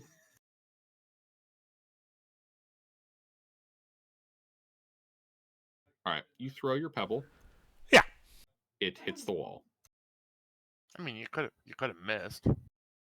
Yeah, that's why I was saying a bag of flour. So Gone! Waste the party supplies. these Why are don't you my get supplies. This is why don't my you get the ball flour bearings for out this and specific reason. Oh, I do have the 10-pound bag of ash. yeah, ashes. Who cares? Yeah. Well, let's get your kiddo some target practice here, Faraduel. I start making 1-pound sacks of ash for Faraduel to throw up in the air, and the kid can shoot him with fireball or firebolt. That would yeah. Yeah, I yeet them over towards the the combat scene. All right, ash explodes repeatedly, covering the area in ash. Do we see Does anything? it Nope. cover anything that shouldn't be Alright. there? Well, no, Some, that some little of it gets on you, Rourke. Are you saying I shouldn't be here?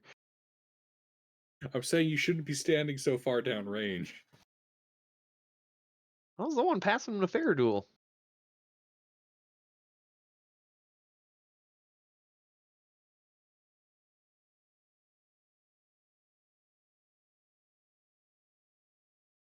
All right, well, there goes all my ash, because I am not sweeping that up. I can always get more.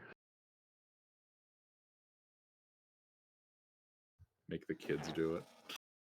Oh, there's that. Yeah, all right, Bill's now that you character. spread all that ash everywhere, go sweep it up. Aww. They just shrug.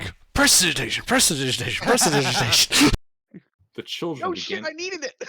The children begin planning to murder you in your sleep. That's okay. Rourke survived worse.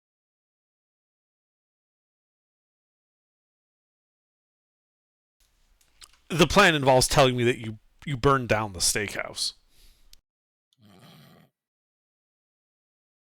That's okay. Rourke survived worse. He survived an entire city hunting him twice. Yeah, but He forgot his city lucky didn't have sneakers it. and had to go back. Yes, but did that city have drone support? Couldn't say. Was in a bit of a hurry to leave.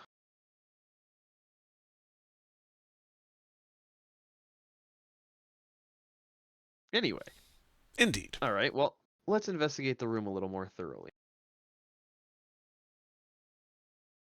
Also, the lances that are piercing the other giant, are they petrified? Yes. Okay.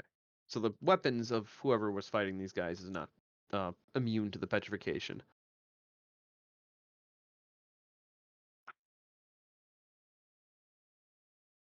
Any of All the right. petrified items magic? No. Sorry, Andrew, you said you were searching the room? Yes. Alrighty. You search the room. Oh, you don't need an investigation check? Oh, I thought the 30 was.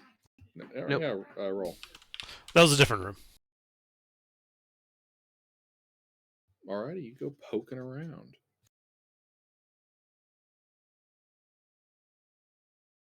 Well, you do find the following.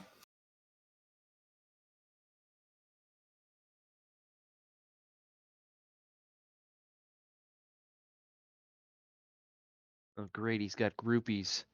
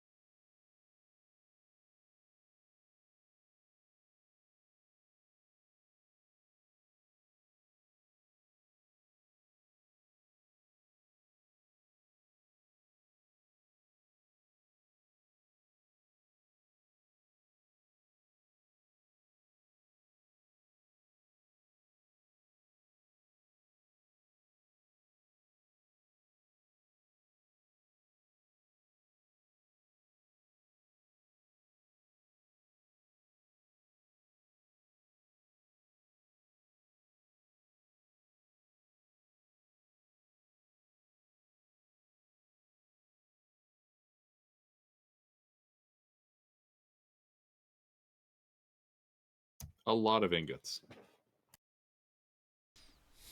Oh dear. Yeah, we're gonna need a. Well, it's a good thing I brought my bag of holding. What?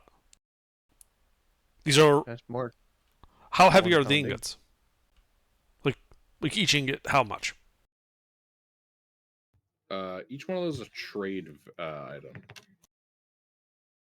Trade item ingots are 1 pound each, I think. Yeah, that was my initial impression. So when I looked at that list, I was like, oh, 600. Too much for the bag of holding immediately. Right. But we can at least put the most valuable stuff in the bag of holding to keep it secure, and then we can just carry the rest of it or leave it behind if we have to. Yep. Well, and we have a party of big boys, so. If we really need to, I can wild shape. Well, if we really need to intervene, can teleport out to the wagon. Yeah, but that needs teleport needs to be in the carry capacity, doesn't it? Yes. So I would teleport there, empty out the bag of holding, teleport back, fill up bag of holding, and then we're good to go. But as it stands, yeah, there's no reason why we can't just throw all this in the bag of holding. Well, most of it in the bag of holding, and then just Yeah. the rest we split around the party. I was gonna say it's only 114 pounds outside of the bag of holding, assuming the bag of holding's empty. It's not, but it's like 3 books in there. Wait, Oh, one, so- 2, 3, 5 books. Okay, So- so 25 pounds. Yeah, that's not that much of a change.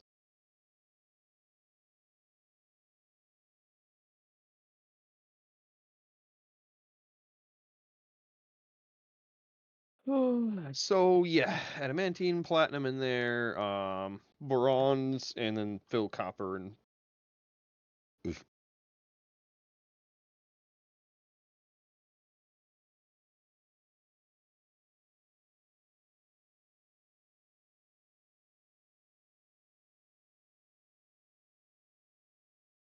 All right, you guys begin looting.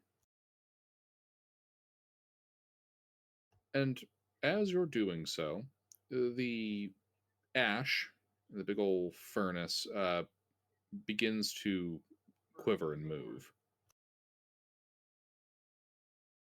Like the ash on the floor. No, the ones in the like furnace that the giants use, not in the area that you guys spilled it. Ah. And you can see rising out of it a large metal torso, lacking a head, the center of which inscribed with a series of I shouldn't say inscribed, it's not inscribed. The center of which is embedded a series of rubies. This thing's arms generate from the central core out of a shimmering, almost liquid metal. And it turns its gaze upon you.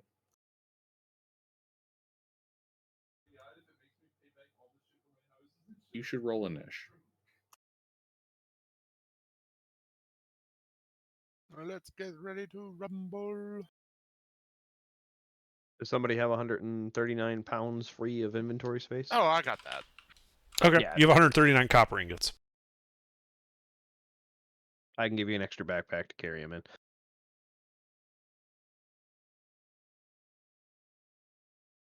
But that's It my last hasn't- extra backpack. It hasn't been 5 hours since the fight with the carrion crawlers, has it? No. All right.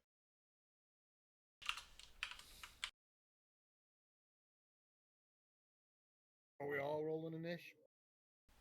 You don't have to. You can just die. No, why not? No, you don't even have to die. You can just sit out of combat if you want. It's all good. The party He won't hold watches it the against party you. get slaughtered.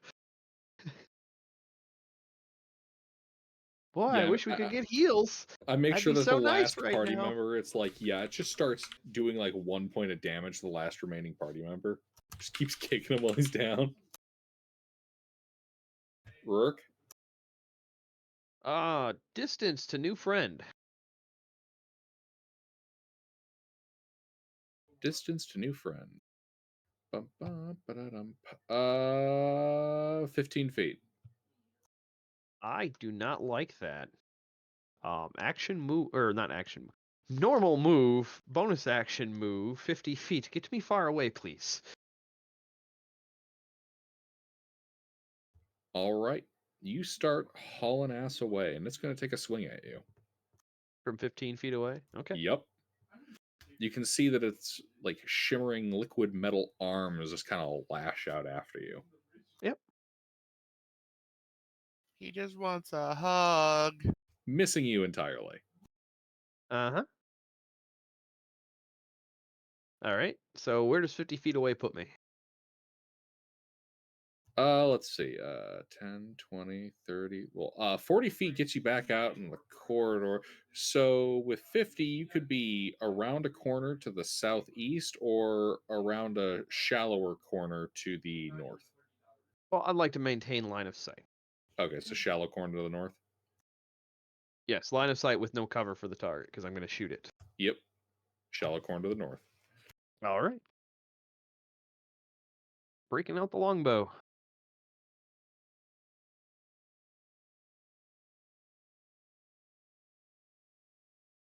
Isha. Range? 20 feet. Is there any friendlies within 10 feet of it? Of the creature? Yes. Yes. That would be the champion and Faradul. Is there enough room behind it where I could put a 10-foot radius shatter and not hit allies? Yes. Okay. Well, she's going to cast Shatter.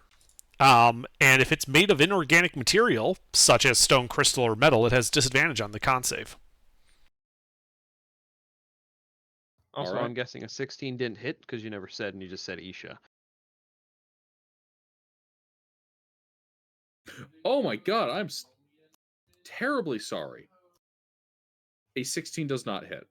Okay. Sorry, I kind of figured, consider it was a metal construct, but you're just like, Isha, and I was like, oh, okay. Yeah, I'm sorry. I think I might have hit the shift key, thought I, responded, and then hit control.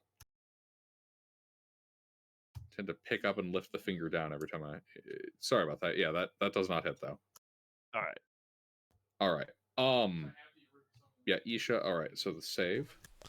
Yeah, con save. That passes and takes half. Of 17, so it's 8 points of thunder damage to it. And then she's going to run for it, joining, getting behind Rurik out there in the hall. Yep.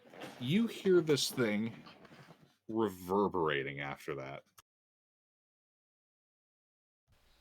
Like, and like a good sound?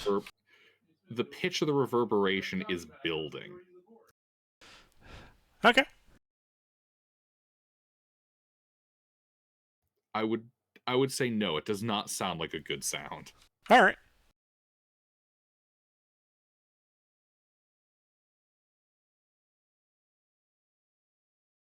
Alrighty. Amtar. He doesn't like that sound. He's going to cast Tasha's Hideous Laughter on it. Does it have an int of greater than 4? It does. It has to make a wisdom save.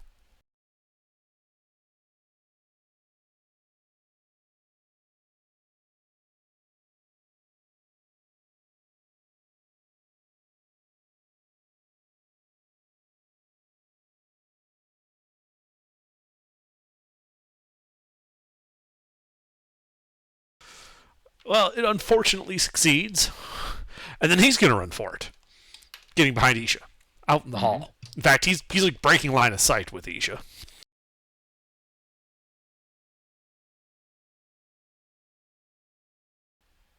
Is there a door there?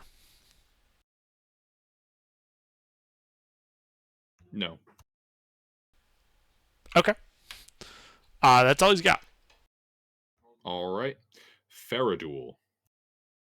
Here we go. All right. So first, we're going to get angry. And then I'm going to intimidating presence, the creature? Because is he within 30 feet of me? He's you're 10 feet away from it. I just making sure. So yes, he has to roll a wisdom saving throw. Versus? 12. No, I mean versus what effect? Oh, frighten. He can't fail. Oh, well. Okay, well, I do that anyway because I don't know that. And then, I know. The fact that Yeah. I'm telling you that he can't fail is my way of saying you do it. Yeah, He yeah, doesn't give a fuck. yeah, The resource is expended. I know. Well, I mean, not like a big whoop there. But let's see if he can resist the hammer.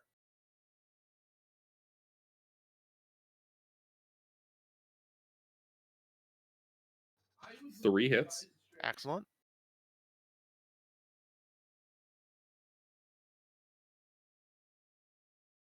How does he like 54 magical hammer damage? Alrighty. It does not appear particularly effective. What? It hits. It does not appear particularly effective. It's immune to non-magical and resists magical, or bludgeoning specifically. And as you pound on it, that reverberating noise continues to echo through it, getting louder and louder and louder. Or I should say, more high pitched. Huh.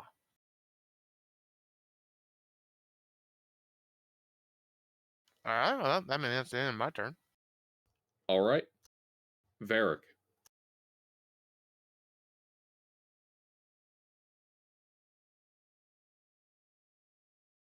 Varric?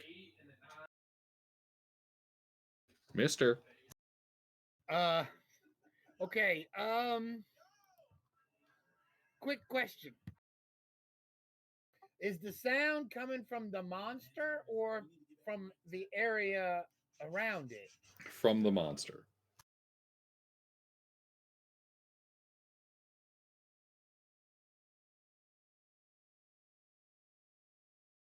Okay. Wrong show. Do you have silence prepared? No, I don't even have silence at all. I was assuming I did, but then I didn't. Uh, I guess I'm just gonna bless the three melee fighters so that they can do what they gotta do. The almond farmer, the champion, and the Thea.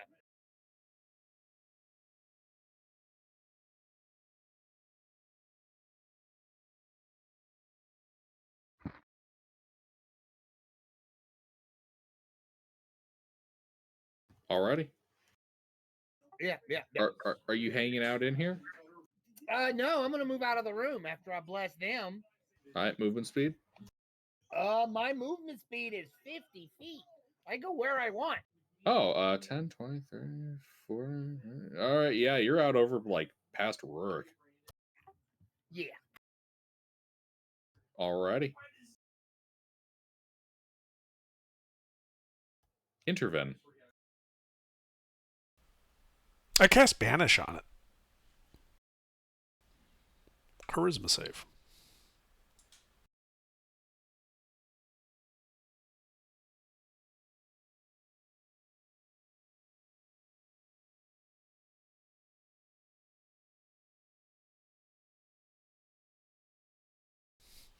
Well, son of a bitch. I run for it. I get out of the hall. Movement speed? 30, I believe. Yeah, 30. Alright, that gets you out over by the first section of hallway bends. That's all I got. Alrighty. Nillis. Did it seem resisted to shatter? It took thunder damage. And that's when the reverberating noises began. And what is this thing made out of? Like Well, Does it seem metal. like a living creature, or It does not seem like it's a creature. No, it looks more like a construct. Big old ball of metal body. Some rubies set in it like eyes, and arms kind of coming out of that center, made out of like liquid silvery metal. all right? Well, I don't have a lot of good options right now, so I'll try the fire elemental touch. Okay. It's too long.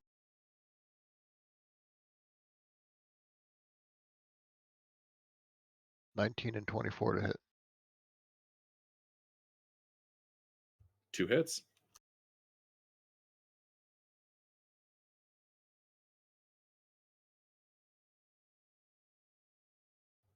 Fire. 18 fire damage.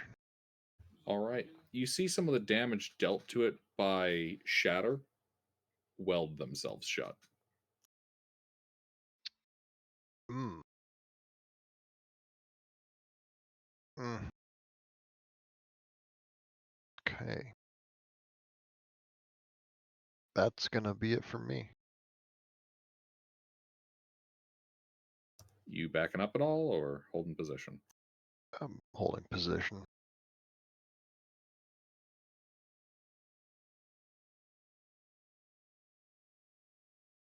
Alrighty. Fea.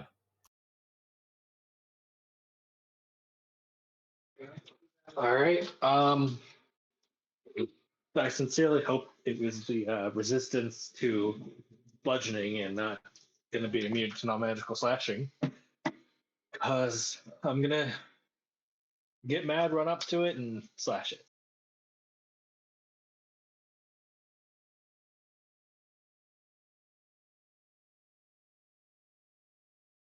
You just dumping all your attacks in there, or are you taking like one at a time? I guess I'll do one at a time.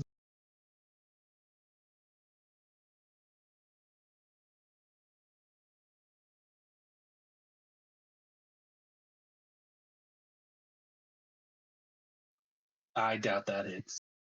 That does not hit.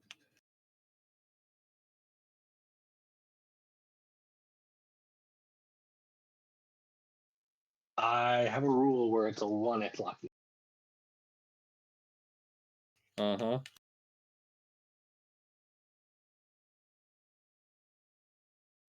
Does that hit? Not even close. I didn't think so. I wasn't very lucky.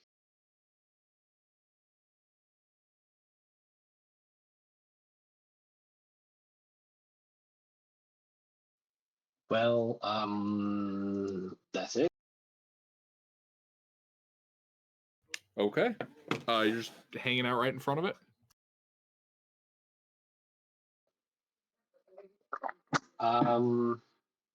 Yes.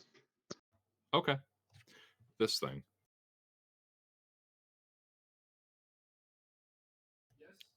That reverberating pitch reaches a high wind as it crescendos, and a reverberating blast of sound emits from its body. I need Constitution saving throws from Faradul, Nillis, Fea, the champion.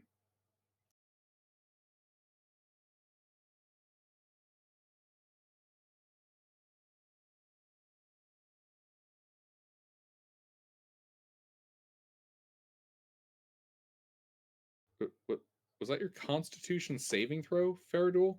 The first one is. Second one's the champion. What? 22 for Faradul, 8 for champion. Yes.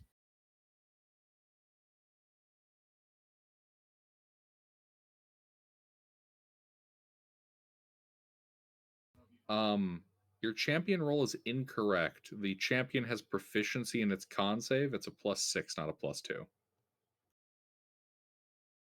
It is. Yes, I'm looking at the stat block right now. Oh, derp. All right, well, it's 12 then. All I don't right. think that's still gonna pass though. Actually, no, he rerolls that because he has Indomitable. Ah, there we go. All right. So, Faradul, you happy with your 22? I mean, I can't change my 22. All right. Fea, you happy with your 16? Well, I have Indomitable, so if it fails, I can re-roll it. That fails. Oh, that sucks.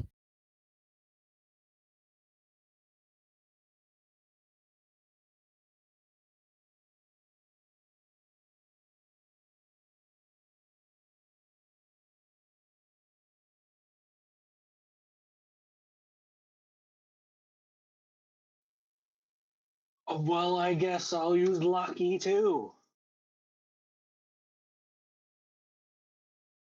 That might be best. No, you don't want a lucky 2. You want a lucky like 30.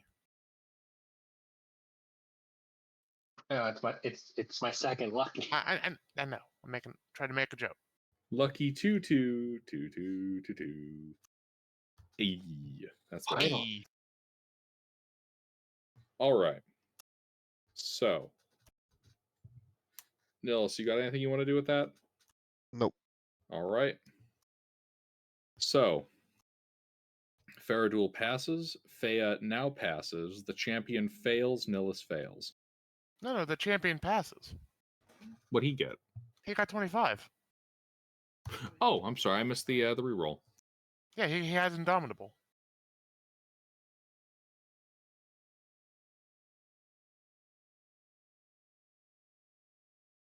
Alrighty. 62 points of thunder damage, saving for half. In the case of Nils, you are also deafened. Oof. You guys can see that the stone that made up the forge, the petrified giants, really almost everything in this room is turned to powder by the sound.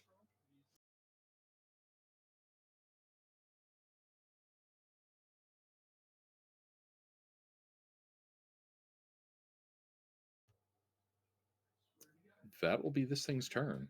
Champion. Well, champion doesn't like that. He's gonna try to stab it.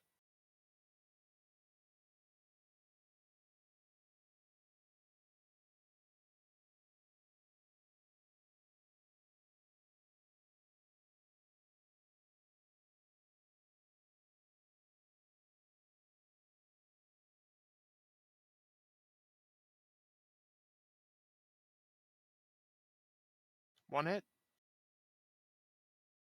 Question mark? All right. The blow strikes its armor. Roll damage.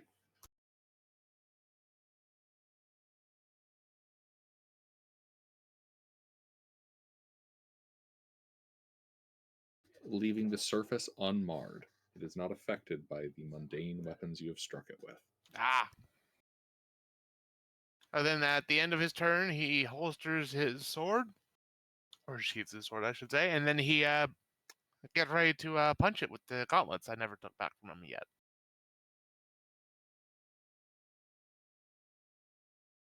And that's the end of his turn. All right.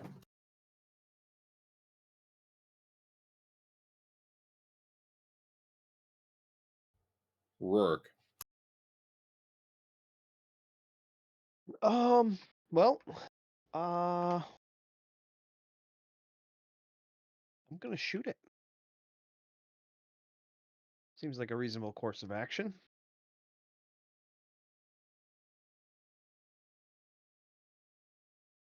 Does a 29 hit? A 29 hits it. All right.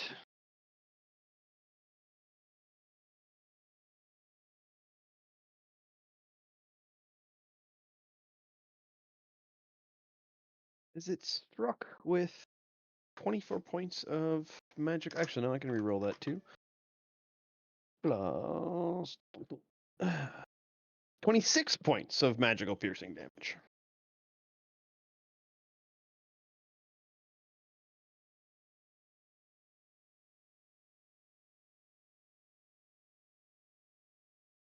All right.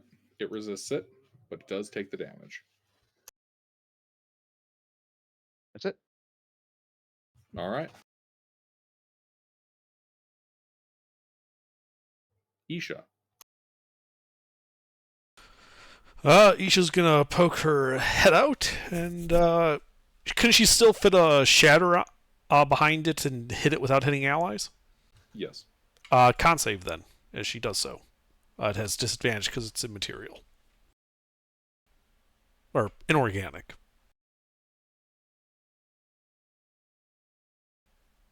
Yeah, pass for half.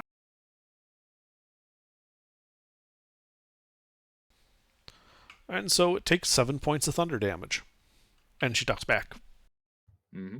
The whine begins to build up as the sound starts echoing through its body. Can we maybe not hit it with shatter next time? Amtar. He's gonna poke his head around. He's also going to hit it with shatter. Con save. Disadvantage.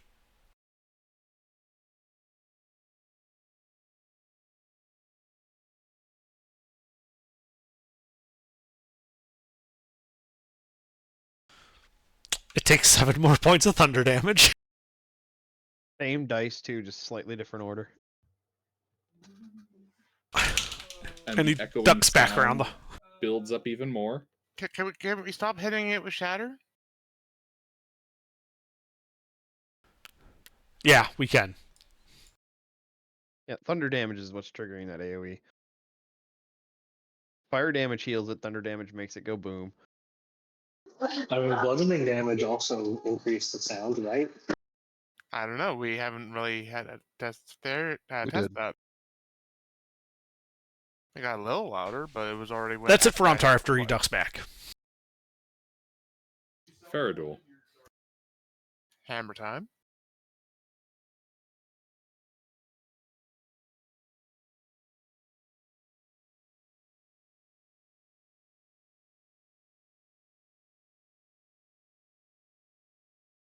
Two hits. 2 hits. Clang, clang. The echoing gets louder.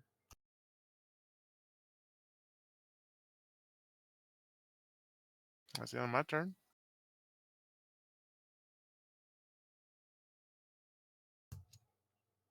Varric.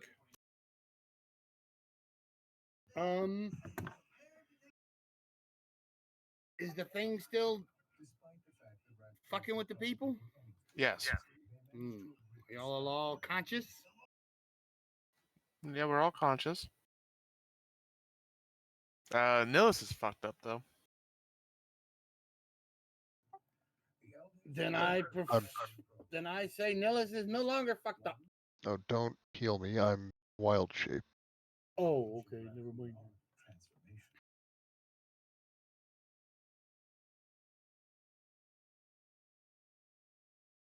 Is that thing still making that weird noise on Gilbert? Yes. As a bonus action, I cast Spiritual Weapon. How far am I from the monster? If I peek around the corner.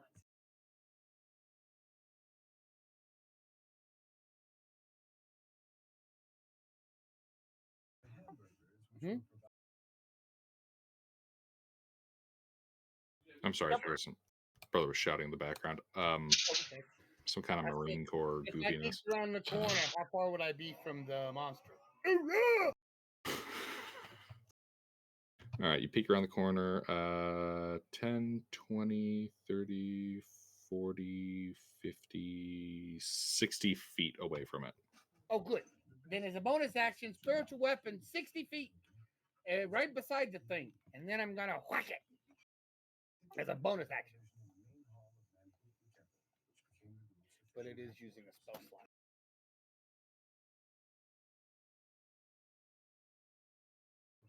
Yes, can I do that?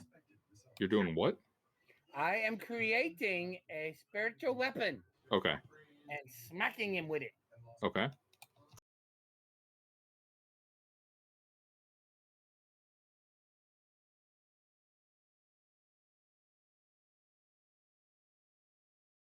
Hit.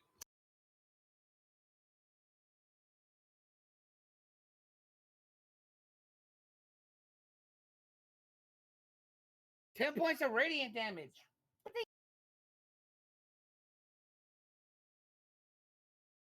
Alrighty.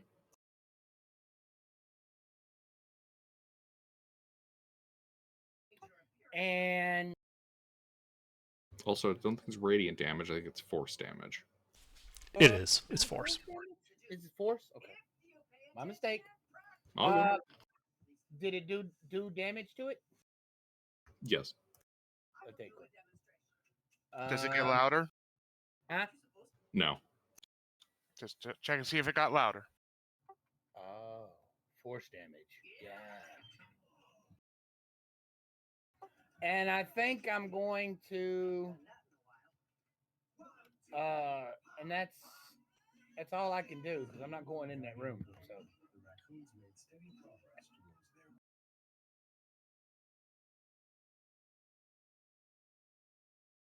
yeah. That's it. I'm done. Alrighty. Boop doop boop boop doo doo boop boop boop. That's Varric. Interven. All right. Is there a spot that I could fit a 20-foot radius sphere that would hit the golem but not any allies? Do you have to see the point? To a point it's fireball. I'm casting fireball when I'm altering the damage. So it's a point you choose, but it's bright streak of flashes from you. It's a projectile.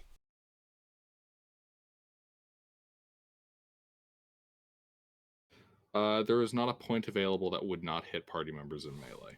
Okay. Then let's not blow up the party. Why, are you going to use a bludgeoning ball? No, actually, lightning ball. Then in that case, I'm going to cast slow on it. I need it to make a wisdom save.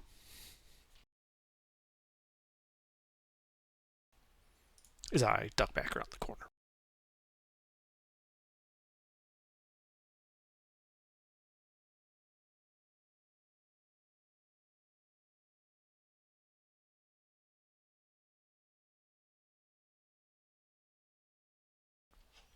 Will you stop rolling 19s?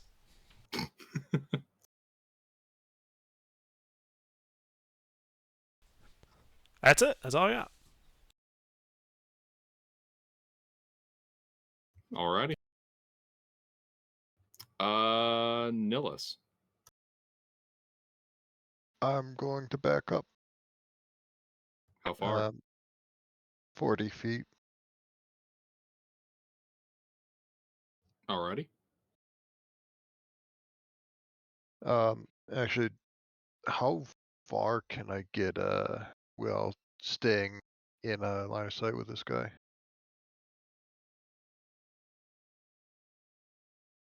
Farthest you could get would be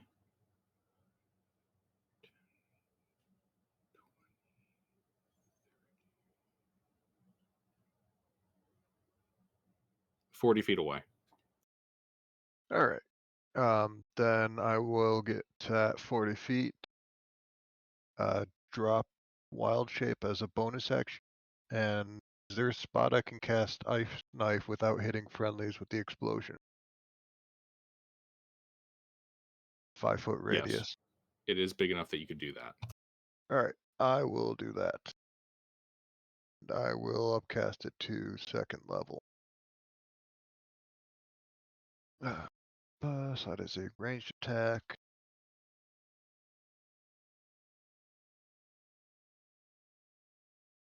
$16 to hit. That does not hit. And then on a hit or miss, 5-foot radius on target, all creatures save or 2d6 plus 1d6. That is a dexterity save. For 15 cold damage. 12 fails.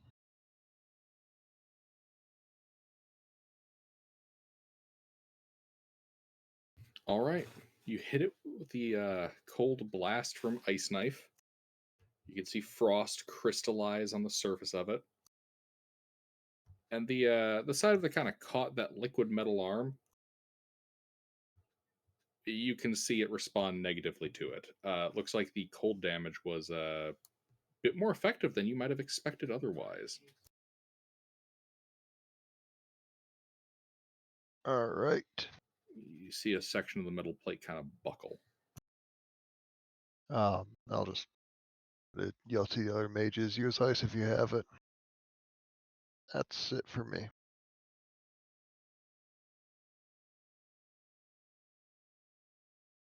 Alrighty, Fea.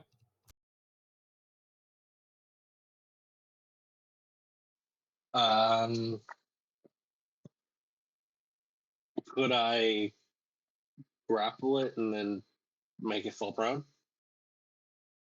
You're gonna grapple it and try to. So what you're trying to do is what? Shove it prone. Yeah, All right. because I mean, I can't deal damage to it, I can heal it. but I can't deal damage to it. An odd predicament you found yourself in. All right.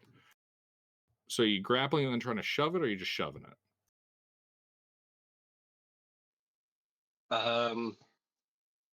Try to grapple and then shove it.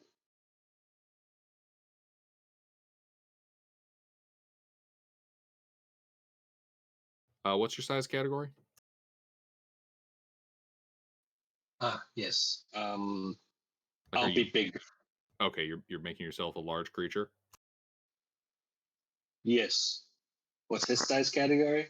Large. It'll be equal footing for the roll.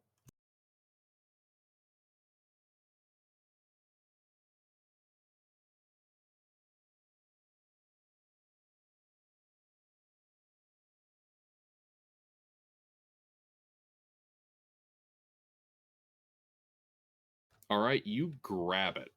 You can feel the sound reverberating through your body as you grab hold of this iron golem. So you know how like when something vibrates and you grab it, it slowly stops vibrating? Uh-huh. Does any of that happen here? I am very glad you asked. Because yes, it does start vibrating less violently. Thank goodness it does something now. Alright, now let's try to knock it on its back. Knock it prone. Fucking suplex it. What happens when you suplex a tuning fork? Another athletics check. Yep.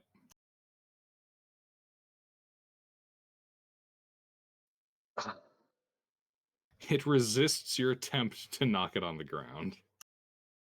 I grab it and I just start shaking and I don't have the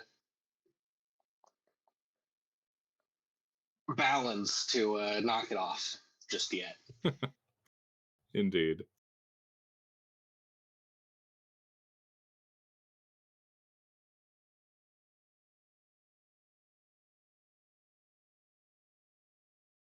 All right, give me a second to update my tracker.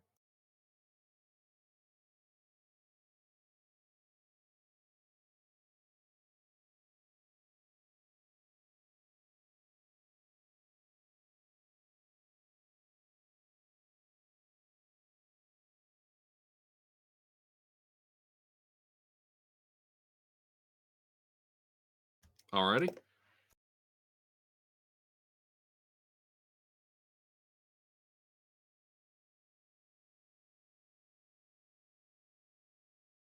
There we are. This thing. The reverberating reaches its crescendo and goes off. Constitution saving throw from Faradul, Fea, and the champion.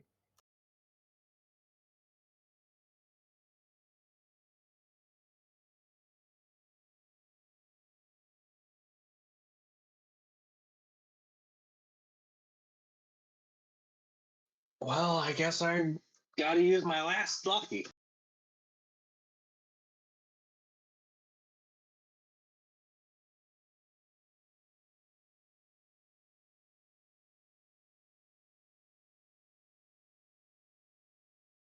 All right. So, Fea pass, Faradul pass, champion fail. 23 points of thunder damage. Oh, that's much better. Indeed.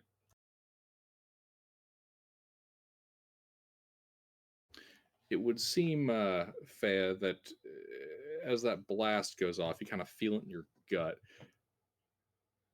Some of its energy had dissipated off into you as it was building up.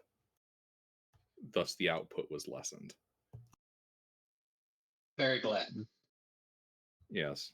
How you managed to intuit this with your all -2 mental stats, I don't know.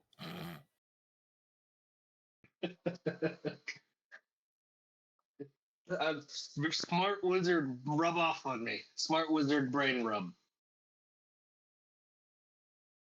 There's the Indeed. 6 intelligence kicking in. Interfin was able to loan a brain cell or two. He right. learned by osmosis just being around me.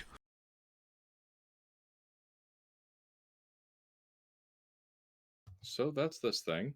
Champion.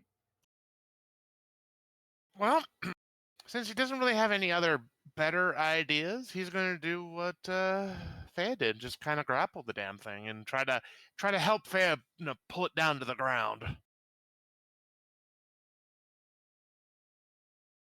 So let's see. Yeah.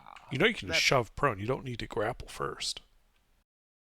I mean, we could do that, I suppose. Well, Would that just be your attack or athletics check? Contested athletics.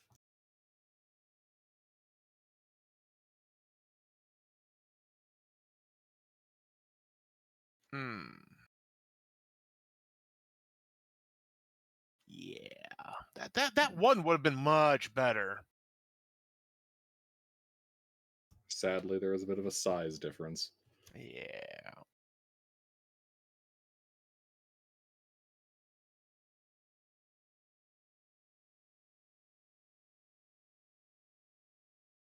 Well, unless he's able to take that test again, that's the end of his turn. Well, he expended one attack. He has All right. multi-attack, doesn't he? Yes, he does. All right, so we'll just do one. Okay, so we'll do 2 more.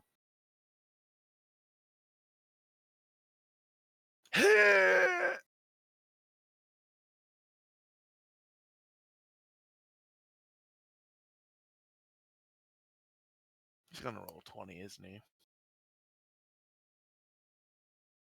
Close. All came down to the modifier. And down he goes.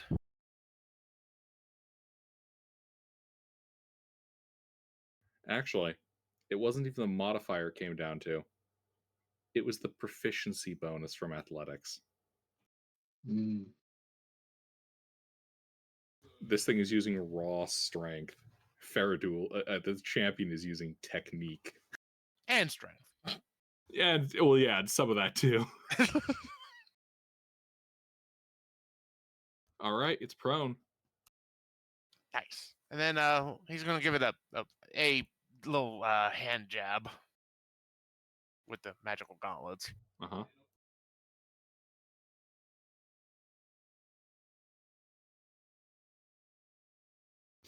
All right, let's see. Fea's still grappling. It's 1 hit and 1 reduction. All right. Fea, you feel the sound begin to build up and is then kind of dissipated into you. Huzzah. Also, Faradul, what's the champion strength mod for the damage? It should be 1 plus strength mod. 5, so 6 5. damage. Okay. Excellent.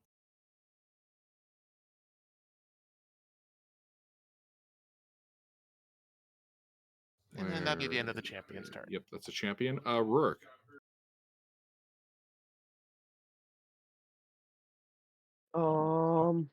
Well, I shoot it.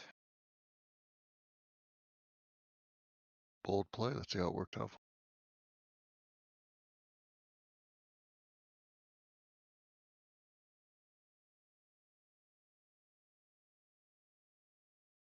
Is that it? That hits.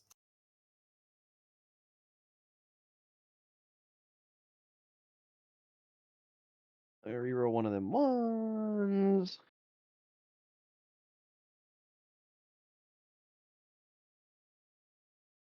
To great effect.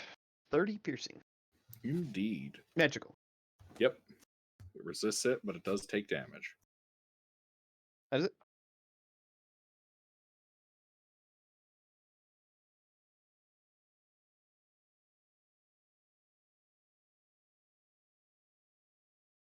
Isha and Amtar.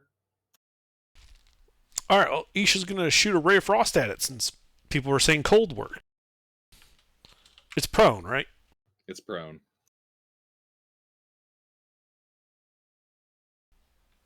Uh-oh.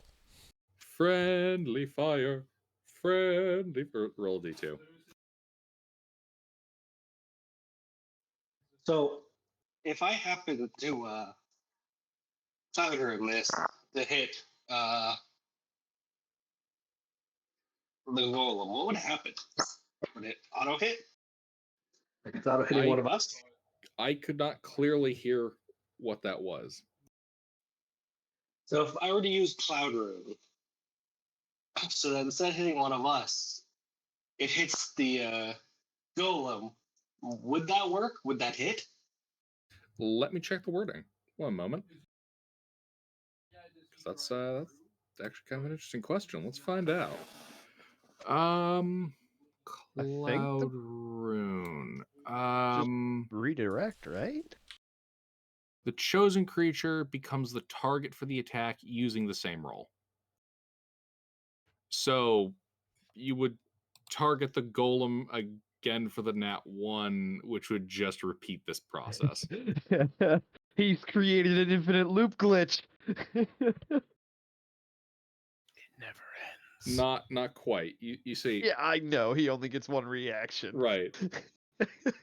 I got it. So I got to redirect it to us.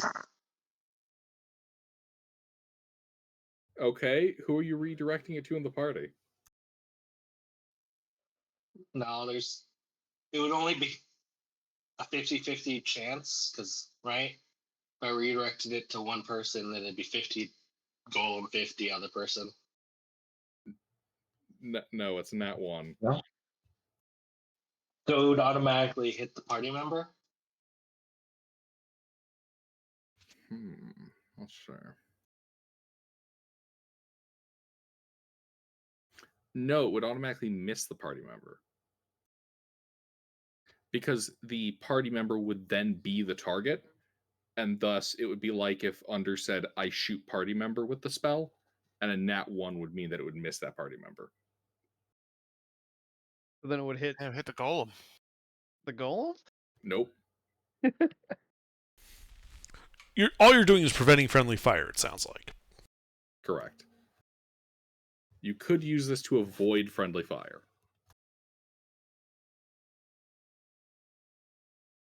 Seems nice.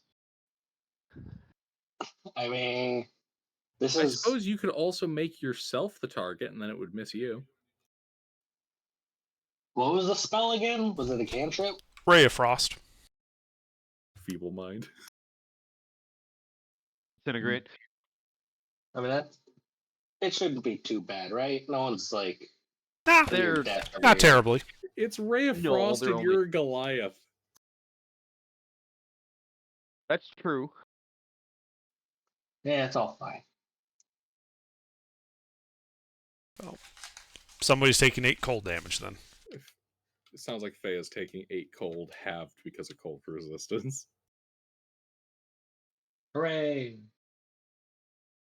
I forgot Fea was a Goliath. Your back is a little chilled right now. Yeah. And then Amtar comes up to the plate. He doesn't have cold spells. He does, however, have Magic Missile, which he fires at the 2nd level at the golem.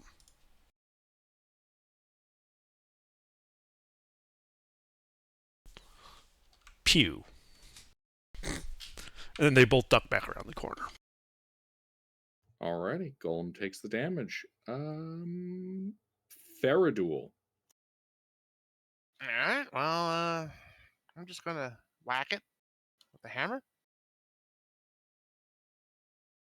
since otherwise I have no other means to do damage.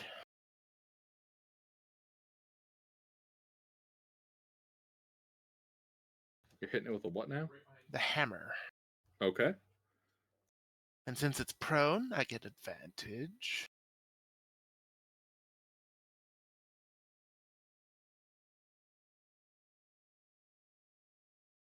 Alright, first attack miss. Second attack hits, reverberation builds, and is nullified by Fea. Third attack hits, resonance builds, nullified by Fea. Excellent.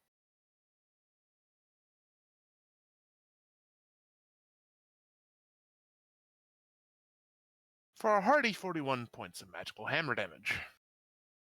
Alright, it resists the blows, but it does take damage. Next. Indeed. Varric, Yes. your turn. I still ain't killed this damn thing, man. Y'all gotta do something. It's resistant to a lot. Okay, let me see. And it had some features the party needed to figure out. Is anybody dead or dying? Nah, fairly fine. Okay, good. Then, do I know the spell? I do not. I still have spiritual weapon cast, so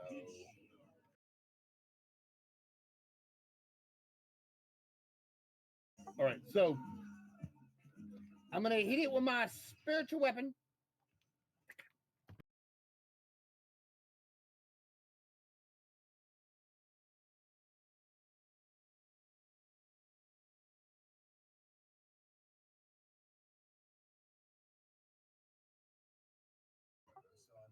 Does that hit or miss? Miss. Okay. Then, oh.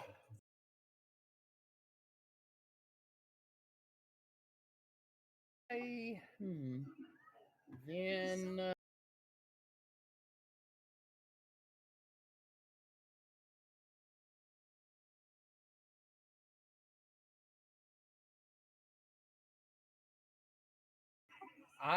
then I don't do anything else. Nobody's dead, and I can shoot it with my crossbow, but I don't think that does anything to it. Wait, oh yeah, it's mundane. It wouldn't do anything. Yeah, that's all I have is a crossbow.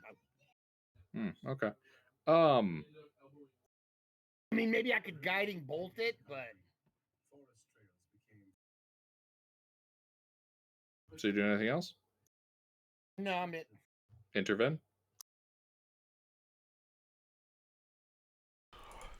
I'm also going to shoot it with a ray of frost. It's still prone, right? Correct.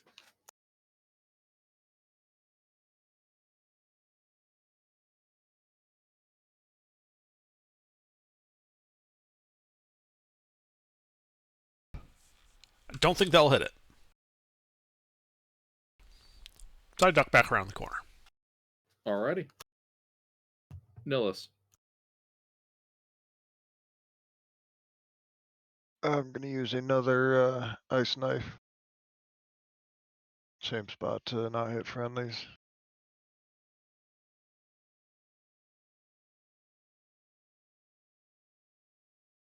$16 missed, right?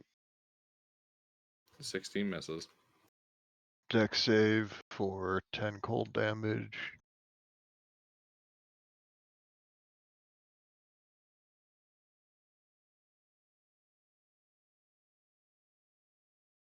$15 fails. Where were these rolls on the slow? Right? And then that's gonna be it for me. Alrighty. Fea.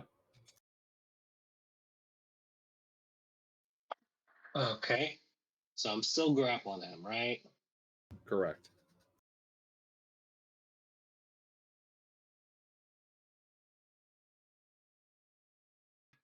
Right. I will dodge. Just all up on his grill, just moving, just shaking him around, regaining my hit points. I'm picturing a person like giving it a big bear hug and just like shaking it a little too violently. Its arms and legs are flopping around.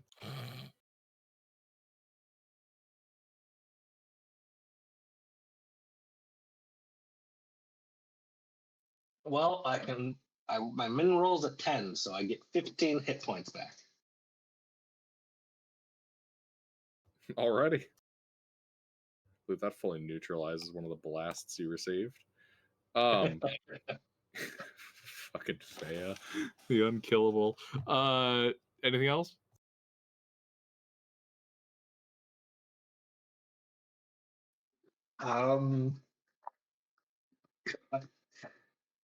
No. Nope, I can't. I don't know what else to do. I maintain my grip. Alrighty. Well, now that it's got no reverberations, those quicksilver arms of its, yeah, you can see the fingers on it transmute into these long lance-like spears, and it's going to try to jam all of them into you, Fea. Good thing I dodged. Yes. It's also attacking you from prone. That too.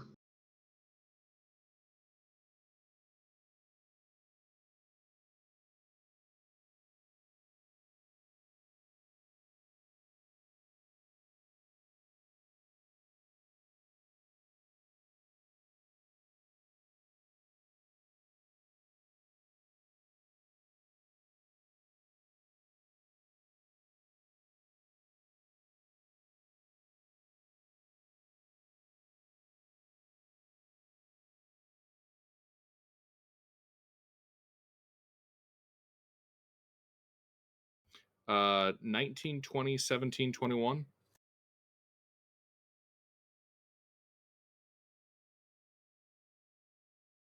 Well, those all hit. Okay.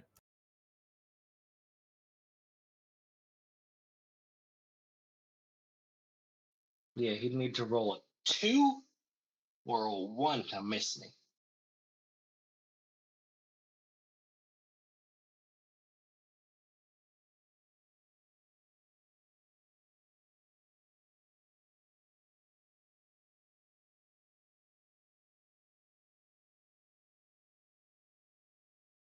26, 29, 29, 35 magical piercing damage as these massive spikes of metal are thrust through your body. Okay, well, I'm gonna resist.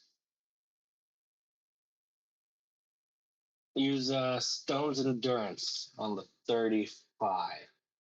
And you know the Barbarian Rage stuff does work against magical bludgeoning and whatnot, right? Yeah. Okay, good. Yeah, luckily I knew that, so that's been really nice. I've learned that it's something worth mentioning. True. I remember a few years back, one of the barbarians didn't realize that. We're just getting fucking bodied by magical sources of melee damage.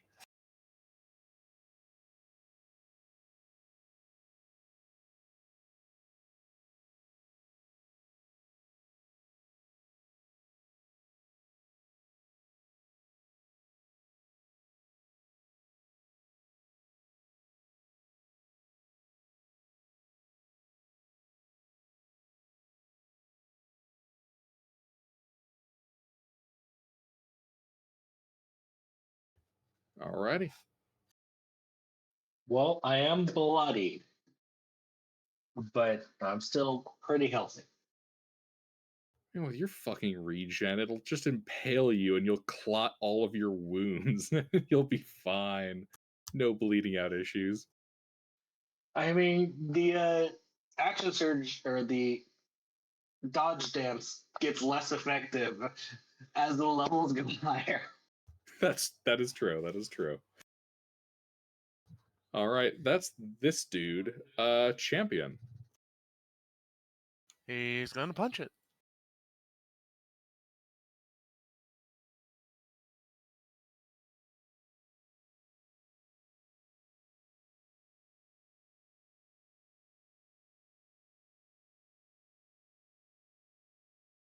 So I do believe that's 2 hits. 2 hits. 12 damage.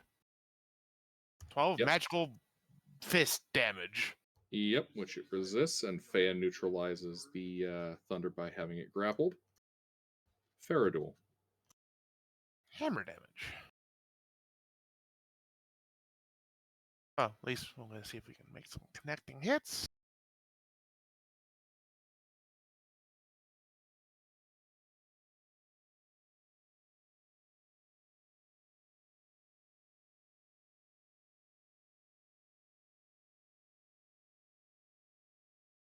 Ooh, nice.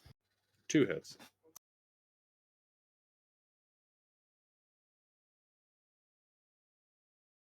Normal damage.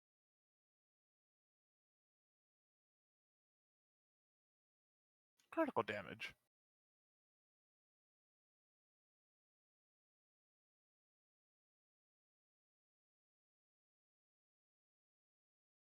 Alrighty.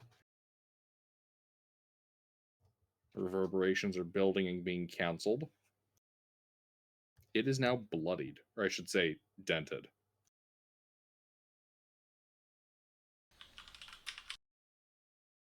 Anything else? That's it from me. Isha and Amtar. All right. Well, Isha's going to fire with Ray of Frost.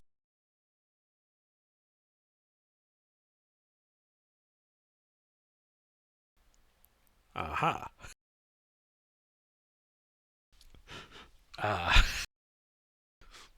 Well, she missed. Actually, wait a minute. Didn't we skipped over Rurik's turn? Wait, what? Yeah, Rurik goes Oh, we first. did, yeah. Oh my. And then Isha, Amtar, then I go. Oh my god, I'm sorry. I looked at the wrong initial order. What the fuck? Rurik. I'm terribly sorry, Rurik. That's okay. Seems to be the theme of the night. Missing? Skipping me. All right. Wait, have I done that more than once? Yeah, you ignored my first attack roll. Oh, fuck. That's right. All right. This thing's still prone. Yeah.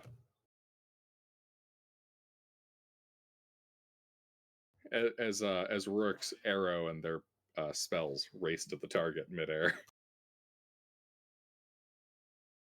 All right, that's it. All right. And the theme of missing continues. Isha Amtar, what did they do? Oh, Well, Isha missed. All right, roll that D2.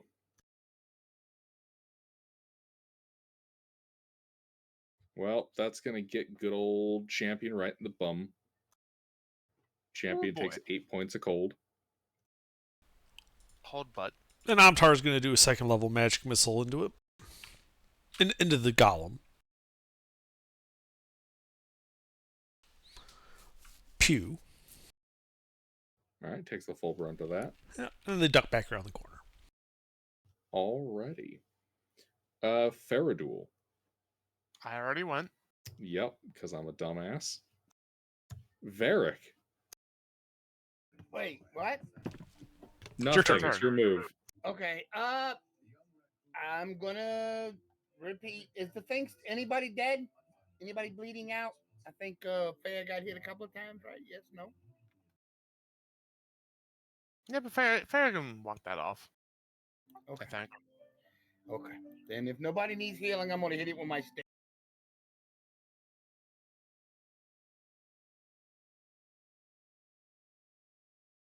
finally hit it. Wait, that did hit it, right? Gilbert? No. Well, then I didn't hit it. Okay, so that is all I can do. Wait, no. Think you can heal me a little bit? Who said that? Fair? Yeah, Fair. I can heal you, Fair. Yeah, no problem. What is Fair's distance from me, DM? 55 feet. 5 feet. That motherfucker would be 5 feet out of range. So I have to do this by throwing a spell at you. So I'm gonna throw a spell at you.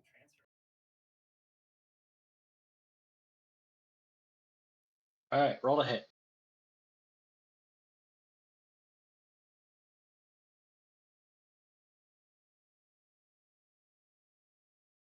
I throw 9 points of healing at you. Thank you. And that's it. Alrighty. Intervene. Right.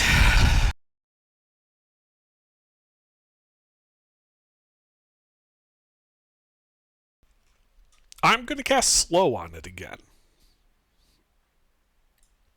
I need it to make a wisdom saving throw.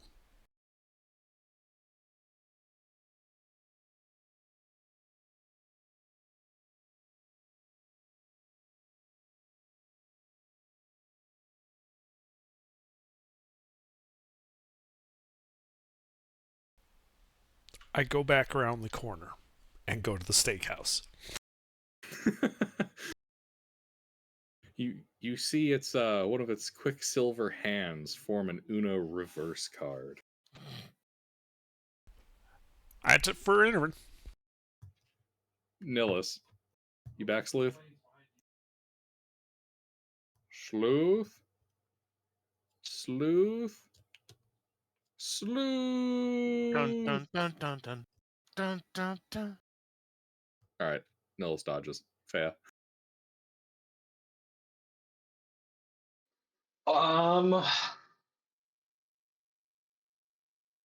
Well, I mean, we could pretend I didn't answer and I dodge. And I heal. Alright. 15 points. Roll that Healy.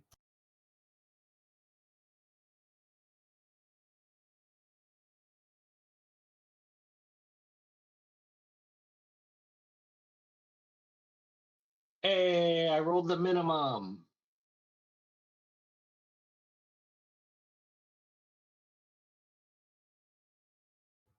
Wait. Why do you bother rolling then if you can only ever do 15 because that's the maximum amount possible? I wasn't going to, but then you're like, roll it. Because Huh. I said, I healed for 15, and then you said, roll it. Oh, right. I think it's because I thought it was a possibility for you to get, like, more. I mean, if I use a D12. Yeah, somehow it never occurred to me that you literally max out what's possible with that dice. Huh. All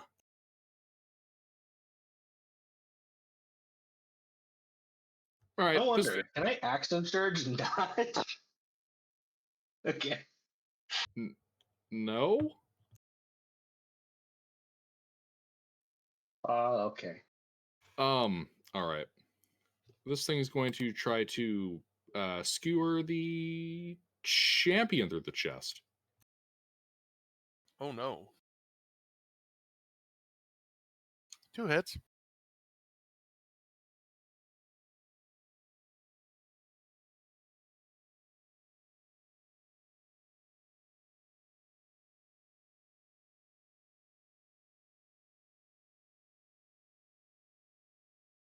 $25 and 26 points of magical piercing damage. Okay, ow. Champion's hurting.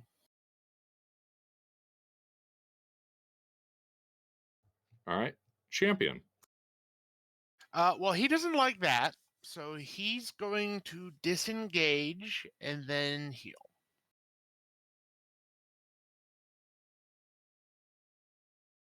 Is he gonna walk out of range first, at least?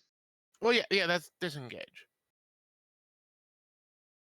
Okay, I guess. Yeah, no, he doesn't like those Terminator arm spikes things. No.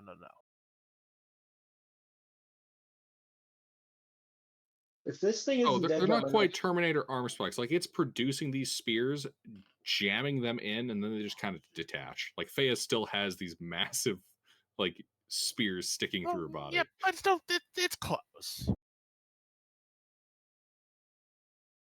More like a bee. Huh. A Really pissed angry off hive bee. of bees. Very angry metal bee. Yeah, with a machine gun tail, basically. High Hornets, but with cyclic rate staple guns in their bees. butts. Yeah. So that's his turn. He didn't like that one. All right, Rourke. Um, For a second there, I thought you were going to forget your own turn. no, I pay it. What? Is thing standing up yet?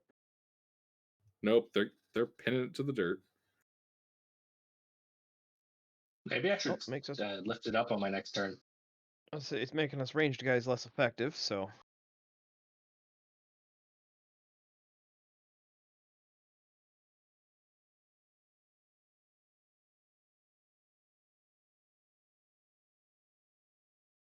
11 magical piercing.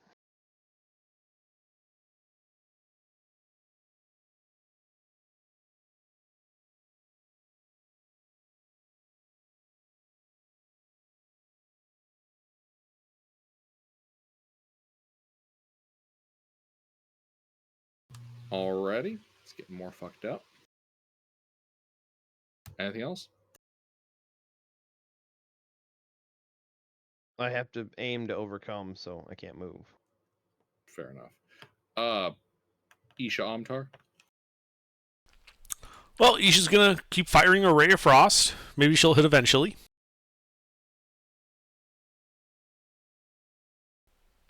Does a 17 hit? No. All right. Well, she goes back around the corner. Amtar, first level magic missile.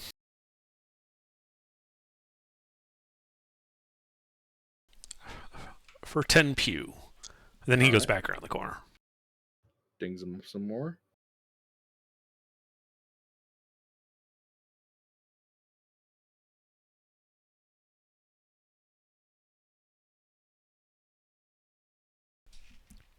Should be fair duel after me.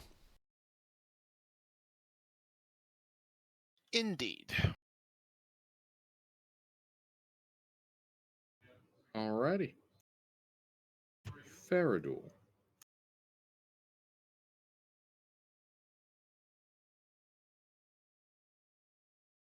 Two hits, it looks like.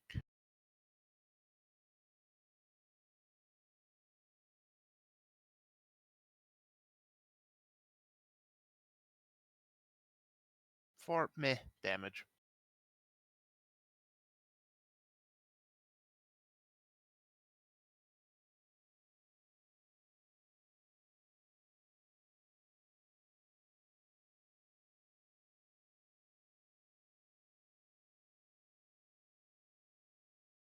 Oh, is that 2 hits you did?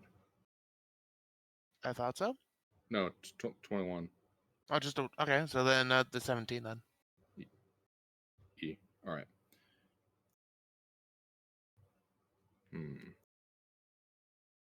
Slight problem with this thing's design. Be accounted for in the future. All right. Oh no, there's gonna be a Mark II. We must find the STC and purge it.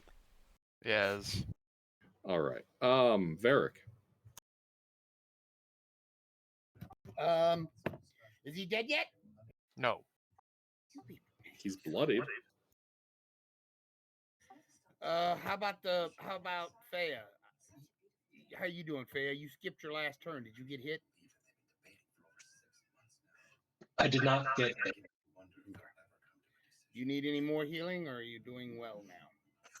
I am going to video my stick. I'm slightly above bloodied. Well, that'll keep you going until the fight's Hey, now we hit and we gas. Yes, you are now cooking with magical propane. And propane accessories. Oh, we're not that good yet. 20 points of force damage. God damn. Okay, yeah, this thing's looking pretty rough. And that would be all I can do. All right, intervene.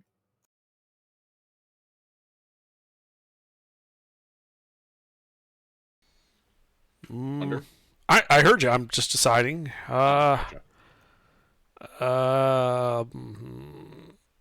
No, it always passes. So fuck it. I'm just gonna use a ray of frost.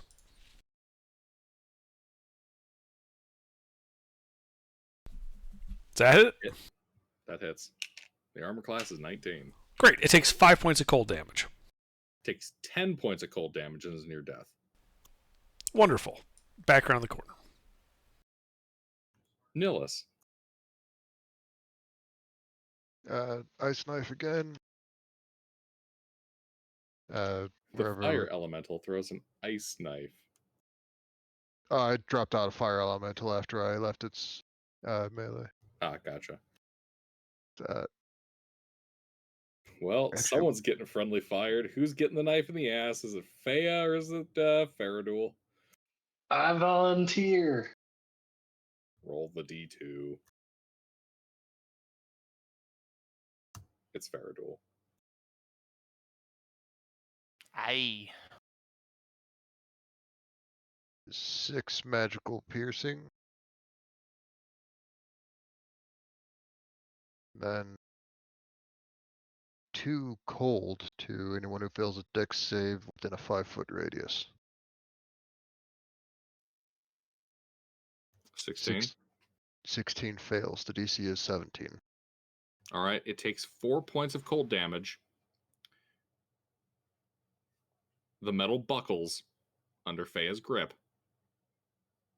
and the lights in its ruby eyes go out. You are out of initiative. Hooray! Wow. Well, that was tedious. Yes. Yes, that kind of was. Oh, that was in character. Sturdy boy. What under? I said that was in character. Ah. Like, that's his response, like, well, that was tedious. I take out the giant metal stabbies. Indeed, you pull out the metal spikes. I have a feeling that might hurt quite a bit with your fucking healing factor. I say, Fea ow! has to go into surgery because her healing factor is greater. Fucking healed with the spears in the body. I mean, don't healing factors Nasty. usually push out more objects? Nope. It depends. For something that long, probably not.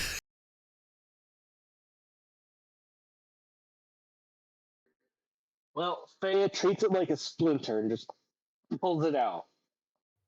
Same pain reaction to a normal person pulling out a splinter. Indeed. Very metal. Yes. Very metal indeed. Very metal, such shrapnel. Metal splinters.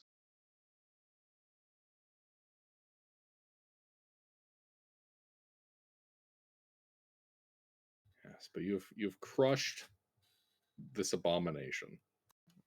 We're stealing the rubies, right? I mean, by stealing, I mean liberating. Of course. All right. We're claiming it by right of conquest. I would say so.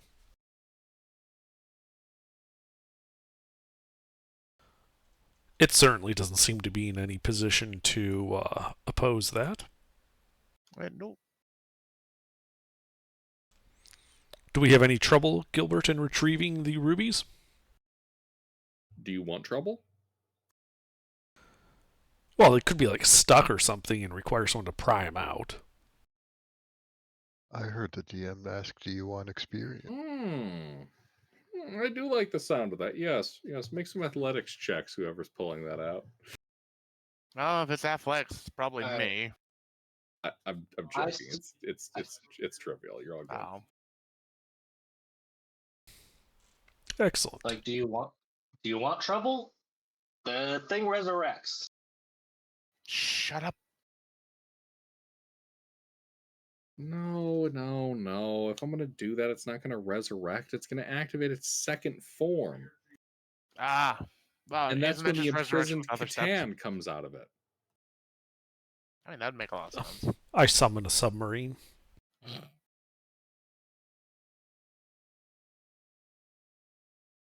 Ah, yes. Who would win?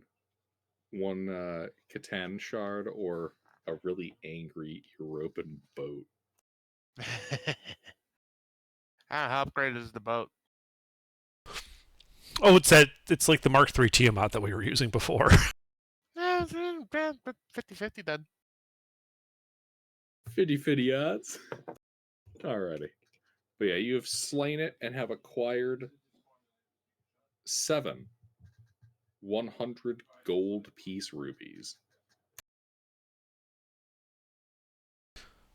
Very nice. Are we handing that off to the accountant? Yep.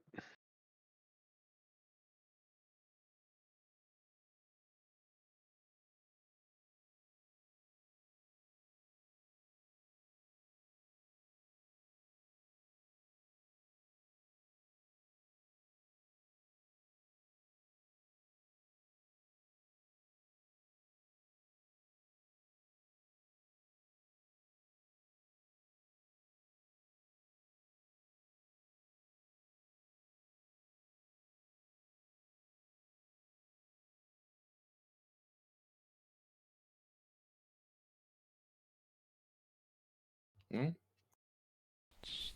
What's the metal made out of? The metal?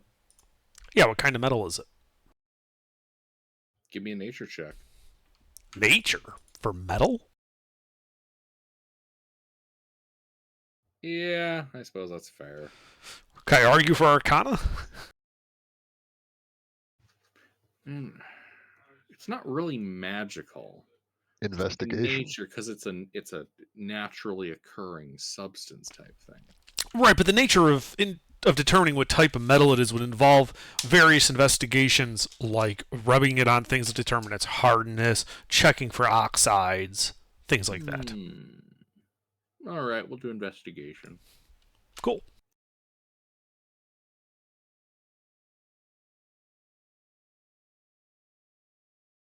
You've got no clue. How heavy is it all?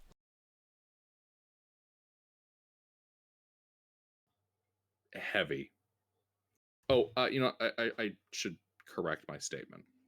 You do know 2 of the metals that make up its body: iron and quicksilver, mercury.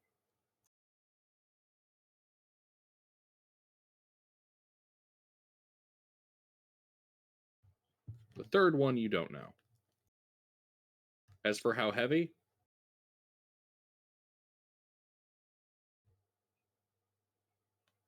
you're estimating it at about 5,000 pounds.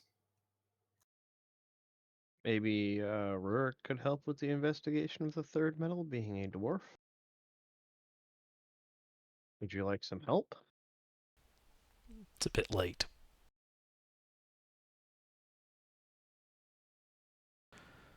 You can make his own check. My mod's not high enough to matter anyway. I'm just proficient. I'm not good at it. Bit of irony there. I'm merely proficient. Oh yes, I'm merely. Well, I'll do a proficient. detect magic ritual. Irony, because metal. All right, detect magic ritual. Well, you detect the faintest trace of magic, as though this were at one point, a golem. But you are no longer detecting magic coming from the golem. Instead, you are detecting magic coming from inside the furnace that has now been reduced to a massive pile of powder. Oh, neat. I head over there. Any particular school to it? Nope. Am I able to use like mage hand and stuff to just kind of sift through the rubble to find the source of this magic? Yes. Ooh, what do I find?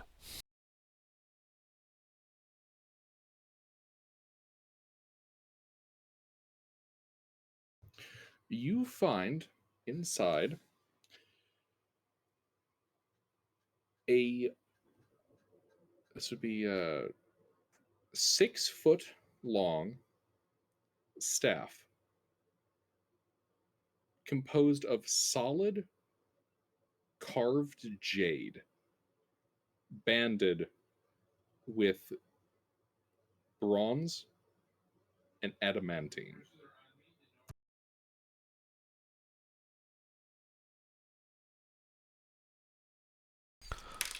Okay. Is there any reaction when mage hand picks it up and brings it over to me? No. Great. When it's in my hands, I do an identify ritual on it.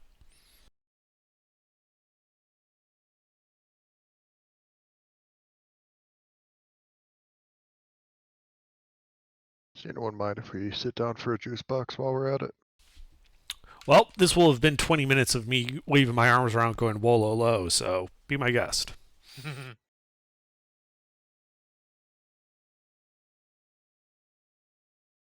Alright, I'll break out the snacks.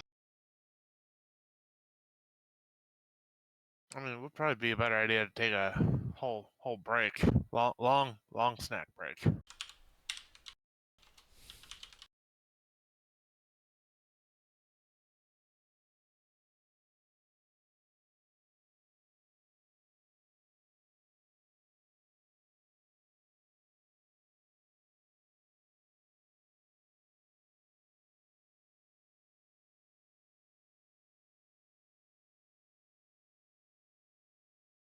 Let me make sure I spelled this part correctly.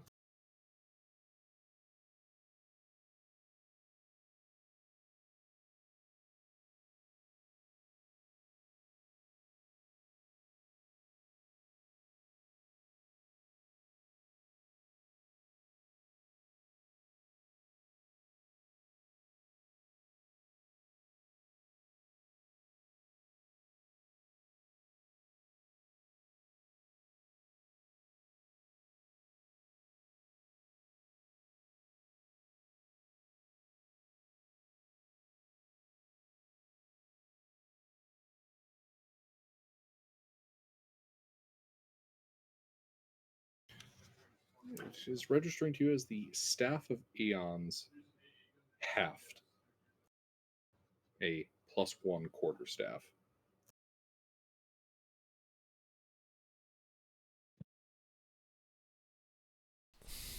Okay. You think this is a smaller component of a much more powerful magic item. Okay. Yeah. What's your damage type normally?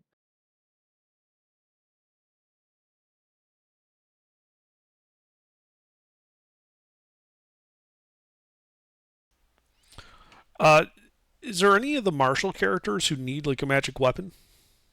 Yeah. Champion. But fair first. Yeah, Fea. This is a magical quarterstaff +1 called the Staff of Eons. Half part. All right, thank you. Yep.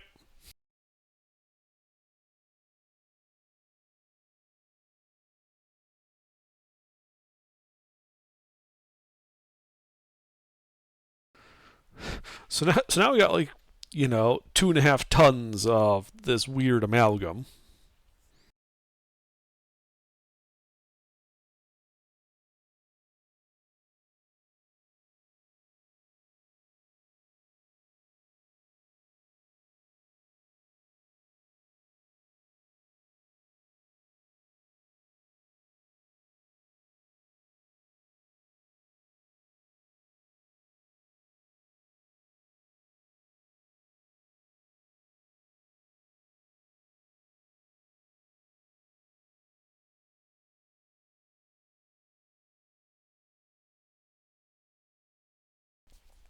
So how much extra carry capacity has everybody got? Well, let's take a look and see. I'm at 89.2 out of 90, so 0.8. 80 Uh, pounds, and then wild shape. Well, technically you can encumber in wild shape. Yeah, but it's limited percentage of the time. I have 69 pounds left. Giggity. Yep, nice. I got a little under 500. That was Faye that just said that? Yeah. Okay. So I'm going to pull out the bag of holding, and I'm going to pull out 459 pounds of iron, bronze, and copper ingots.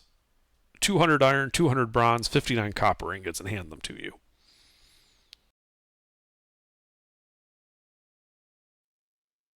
All right. I'm gonna need those numbers.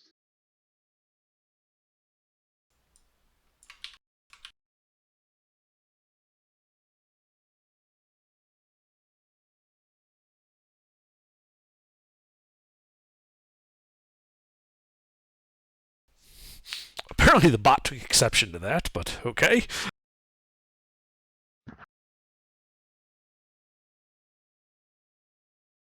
That's the music bot. Actually, I think it the best bot ever, I think, is the AV bot. Or EIP or whatever. I don't know, whatever. It's one of the bots he's hooked up. Yeah, it's a AGP. And then Gilbert, Yes. I'd like to cast Fabricate. And siphon off a 459-pound chunk of this amalgam.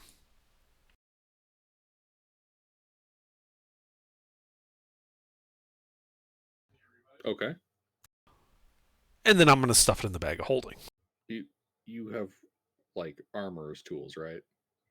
Stuff that lets you know how to work metal. Nope, I'm just making like a bar, like a big long like bar, so I can put it like just simple shapes. I don't need tools for. It's only if I want to do something complex. Ah, that's what it was with fabric. All right. Yeah. So since I'm just making like simple bars out of this thing, You can make a square pig. Yeah, I mean, I'm actually forming it into ingots, and they're just on like really thin sprues that I can then kind of shake, just for the sake of making it easy to keep track of 1 pound ingots.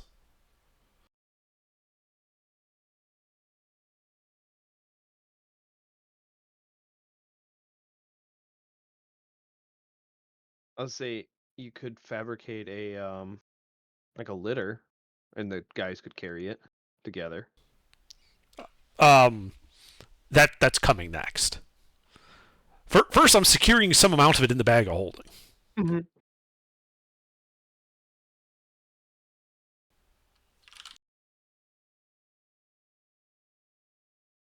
So that bot that yelled at you, I found out it has a magic 8-ball command.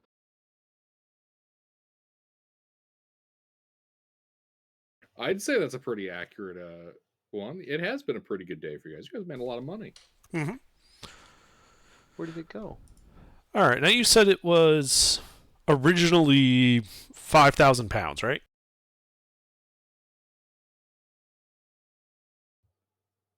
Yes.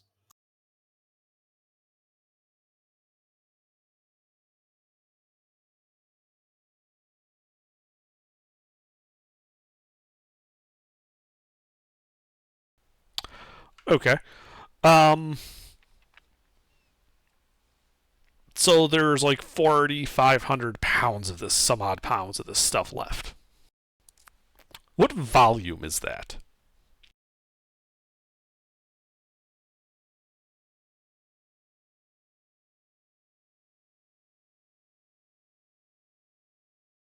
How many pounds? 4,541.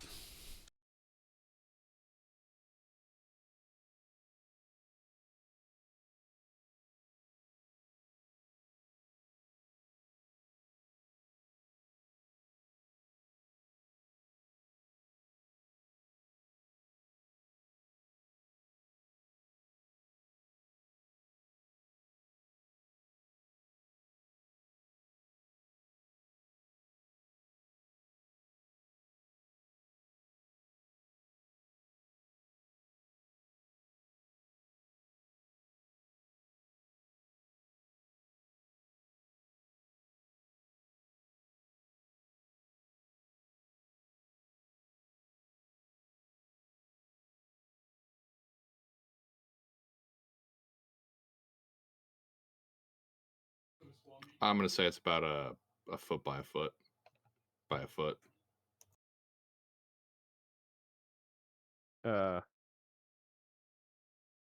It's heavy. Okay. So whatever material it's amalgamated with is extremely dense, much denser than iron. Yes. Okay. That actually suits me just fine. Oh fuck.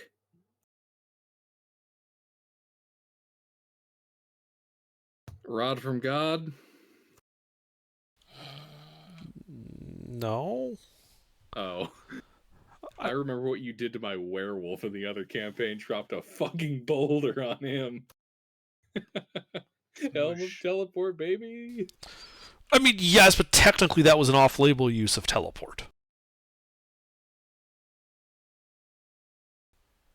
Basically, I'd have to be able to hold it, and I cannot hold, 2.25 ton block. None. I don't think any of us could hold a 2.25 ton block, so we can't transport with it. The reason that worked was because we had someone pick it up, and I teleported the person who was holding it. Good point. So, I have another casting of Fabricate. So, what I would like to do is make a simple cart. A platform with like a couple of loops and a rod with a couple of discs at the end. So, all very simple, easy to make shapes that shouldn't require any advanced tooling. Okay. So that we can wheel this thing out of here.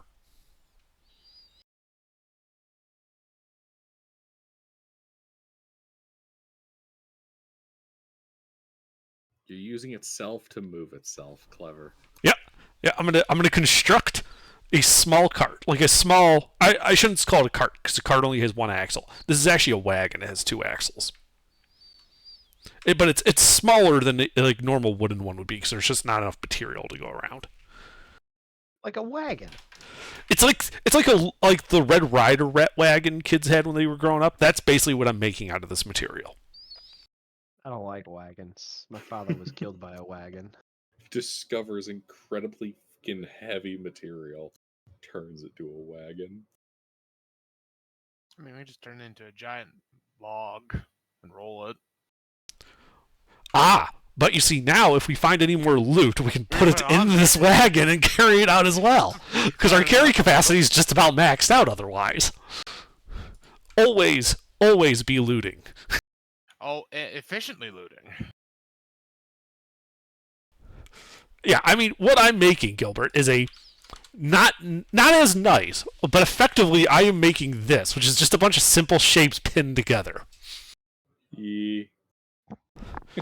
and then because we have all these rations, we got a bunch of grease that we can use to grease the literally just flat bushings that these effectively are. I mean, we have literal grease and oil. Right. That's what I mean. But we have to lubricate this because otherwise it's same metal bushings and that doesn't work too well. Yeah, I know. I mean, we have lard and. Right. Like, that's what I mean. We've got materials oil. with all of our cooking shit plus actual like lubricant oil.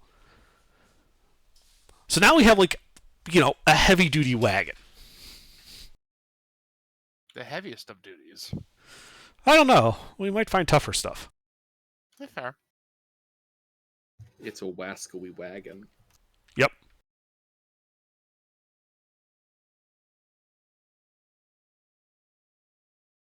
Alrighty. Well, that covers all the explorable space.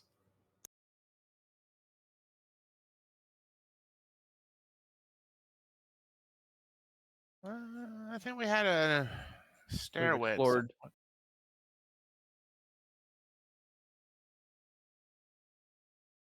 The south? Well, yeah. There's a stairway going up that we. I think Oh, we that's still have right. stuff It's the above. northern section. Yeah, this is just the northern half. We still have like half the dungeon to loot. Yeah. What?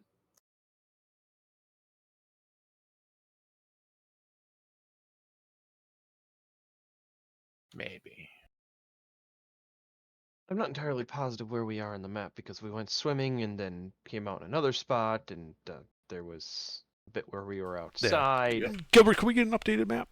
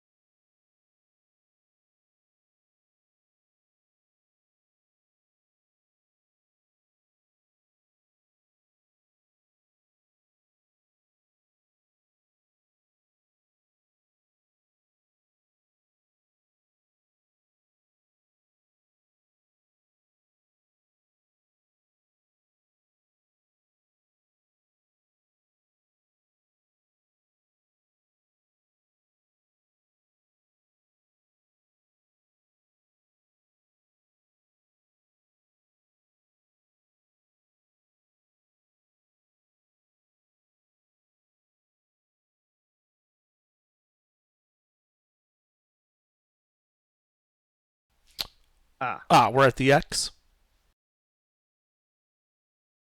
No, the X is marking where you guys aren't. Well, let's go to the X then. We haven't checked it out yet. You're at the X. The X is where you're at. Now that we're Oh. at the X, we're at the X. Excellent. So cool. from here, we go north. Yeah, there's that one little area north we haven't explored. And then there's that part of the cavern to the south that we haven't explored. Nope, you explored there. I just snipped it badly. Oh, okay. Dead end? Yeah. All right. Is that if we go north and then east and south, is that a door, or is that just by chance the way the rock craggle is drawn? Oh, there's on the actual map a door there, but there's no door there. I have eliminated a section of the map. It doesn't exist. Gotcha.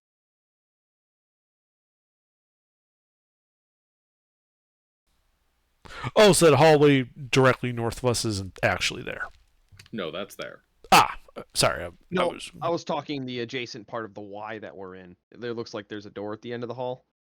The dead end that we're right next to. Oh. There is, but there isn't. The map shows a door, but there is no door. And as you test it, no door exists. There was never a door. Understood. Well, let's go. What you could have done is you could have just put a false door there. A door that goes nowhere. Yeah, there's a door there. You open it, there's a brick wall. So so there's nothing else in this room, right? We checked it? Correct. Okay. Well, why don't we go to that northern section then? Indeed. Oh, I'm sorry. There's one other detail I forgot. You can also see that the floor and part of the wall inside that furnace is caved in, like something burrowed through. Does the burrowing look like it came in or went out? Came in. Can I use my mage hand or even my hands to excavate a bit and kind of get an idea of what it might have been and where it went? Well, given the size and the direction, looks like it came from somewhere outside of the outcropping that this entire villa is built upon. And it might have been the giant metal monster that you killed.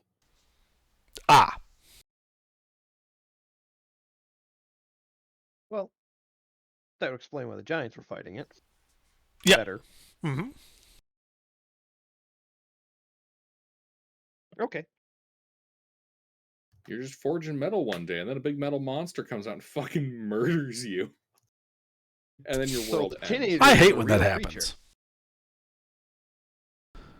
The tin eater is a real creature. It even willed it into existence in the past. Yeah. The tin eater's real. It's a lesser known but deeply feared subspecies of the rust monster. All right. Well, I guess we go north then, with our wagons squeaking behind us as we pull it along. Rourke's like, I thought you were making that thing up. I just completely deadpan, just nope. Totally real.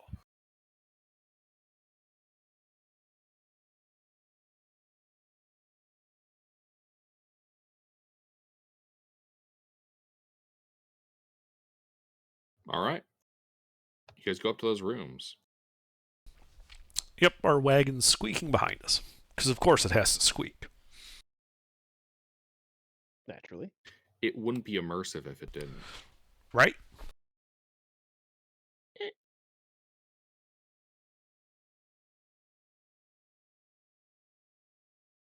All right. And as you get to those rooms, you can see inside of a trio of cells a whole boatload more orcs. Petrified? Yep, all petrified. One with 48, another with 24, and the third one has 16. This group armed and armored. Are the arms and armor usable or also turned to stone? Also turned to stone. Nuts. All right, can I give these rooms a quick investigation to check for secrets and hidden things? Mm-hmm.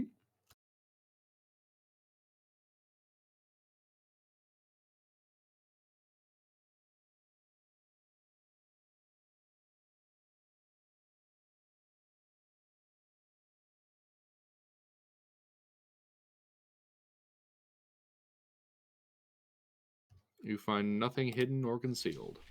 All right. Well, that's it, guys. Overall, pretty successful. Why don't we head up those stairs and see what's topside? Then perhaps we'll take a rest. Hey, which stairs did we come down? We came down through. The northern ones. Yep. So let's go up the southern one. Right. Let's see where it goes.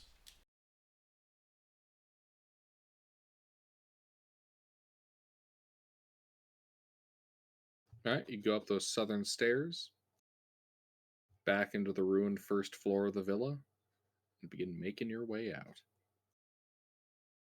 You guys going out the east doors or the north doors? We're exploring. Yeah, we covered everything. Well, which way did we come in? You came in through the north doors. Did I miss something that first time when we came down that there were actually two sets of stairs going down? Yeah. Ah. There's a secret flight of stairs and a normal flight of stairs. You guys came down the first time with the secret flight of stairs. Just by chance? Yeah, when you guys were scouting out the first floor, literally one of the first rooms you guys ended up going into was the one that had the secret door in it, and you discovered that it was, partly collapsed in and spotted that it was there. Oh, yeah, that's right.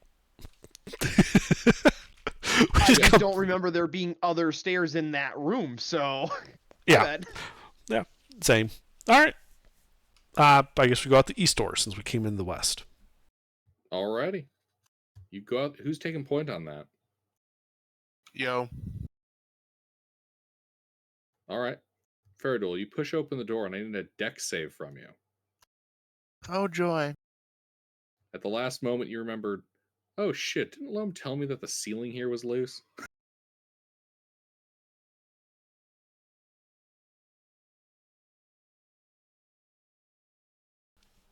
Probably should have written that down.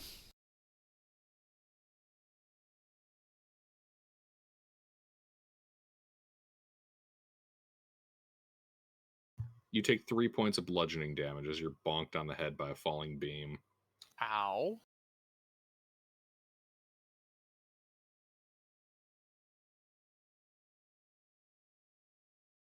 You hear a voice shout from outside. I told you to be careful with those doors.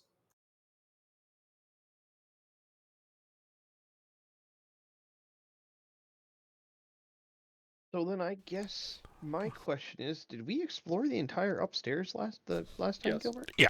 Oh, I didn't realize that. I thought there was a couple rooms that we missed off to the side in the south. It kind of sped run it. There wasn't much to find. All the good stuff was in the basement. Yep. Where it usually is.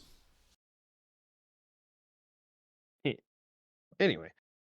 Well, probably make a good place to camp out so we can rest and recoup there. Yep. You got the nice scenic overlook. Mhm. The scenery's changed ever so slightly. Loam seems to have pulled a large table out of limestone out of the ground and has piled up the hobgoblins and seems to be doing some kind of work on them. Burke leans over to intervene. Hey, maybe he knows what this kind of metal is. Sure. It's a good point. I walk over to Loam. Overall, it was a very successful delve down below. Yeah, excellent. Good to hear. You see him pick up a pile of wet clay and jam it into the collapsed chest of a hobgoblin. I was wondering if you might be willing to tell me something, though. Is we encountered this metal here, and as far as I can tell, it's some type of amalgam of iron, quicksilver, and something else. But it's something else that I just have been having a bit of trouble with. I was curious if you happen to know. And you're showing it to him? Yeah, I'm pointing at the wagon. I've got this wagon here. Loam walks over, touches it, investigates it.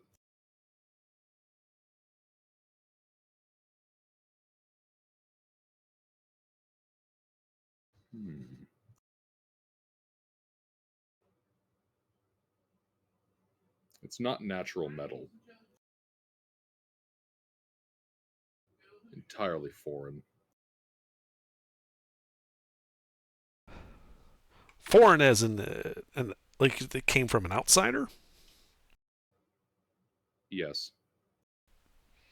I see. Or from somewhere out there. He points up into the sky.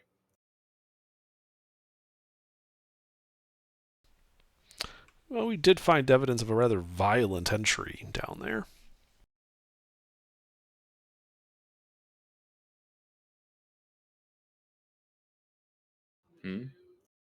How so? Well, it appeared to have burrowed through solid rock straight to the forge in the basement. Raises an eyebrow. A large metal children's cart. Forgive me, I seem to have skipped a moment there.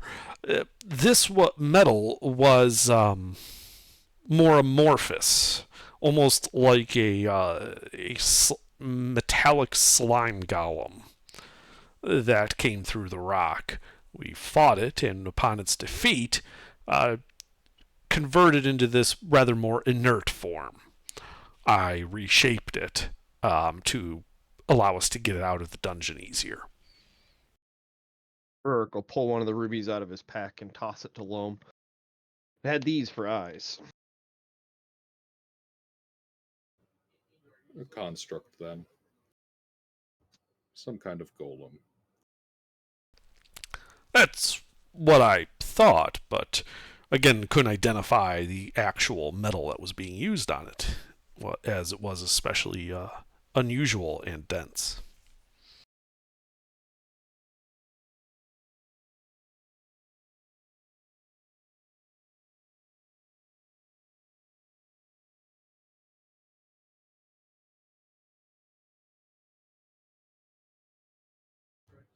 It's some variety of star metal by the looks of it.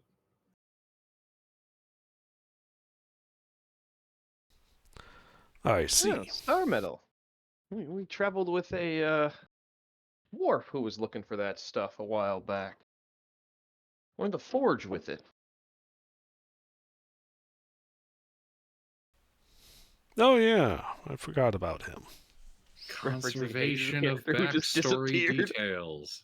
Gotta love conservation of detail. Fucking had this golem built for months.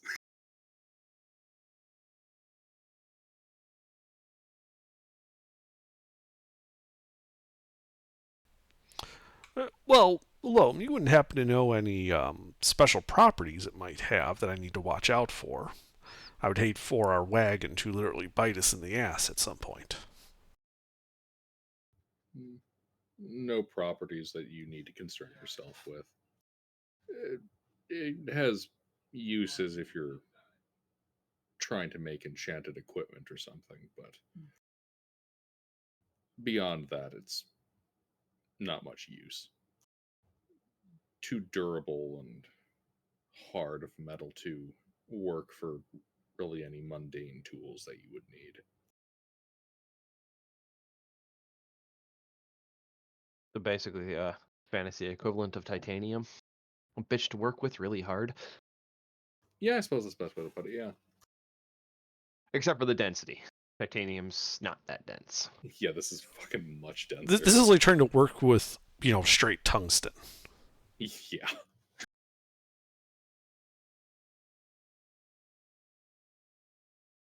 Oh yeah, I suppose, yeah, that's the dense equivalent of titanium for working steel. Or working metal. For this much to have come down in a single drop would be well, quite an impact. Oh, it certainly looked like it.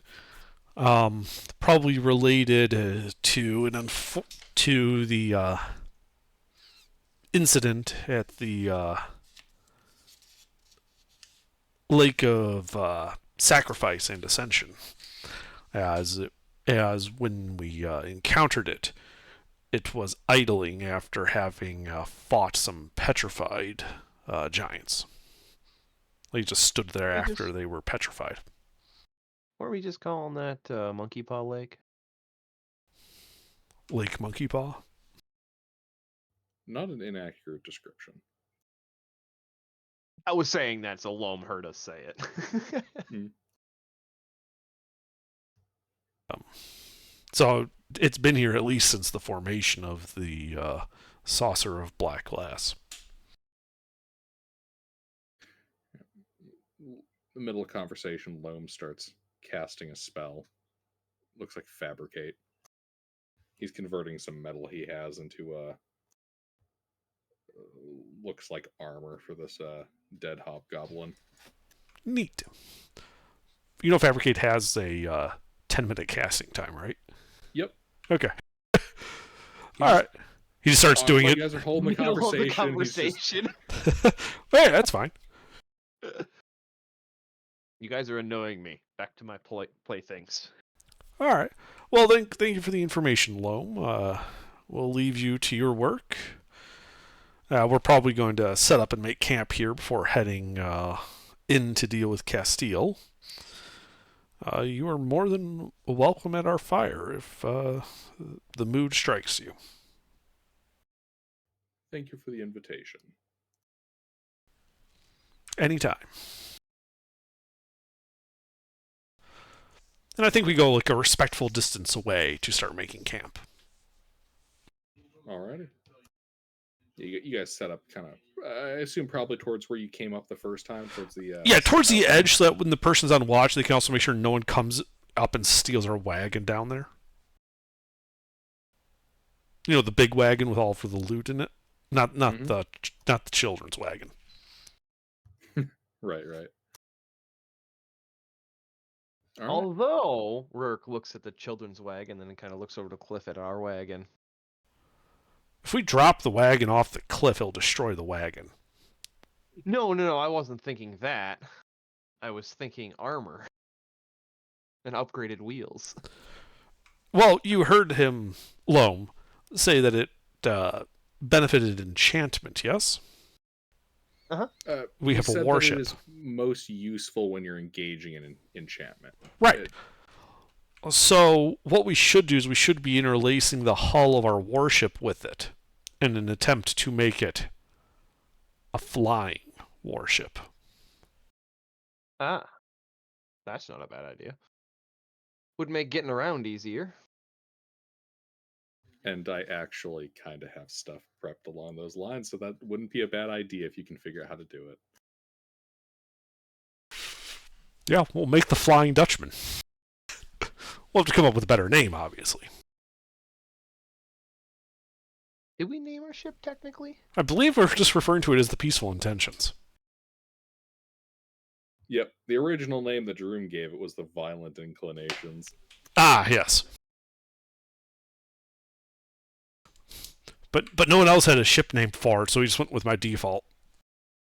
Oh yeah, Yep. I have Peaceful Intentions in my note and placeholder behind it. But We yeah, didn't have a name at the time.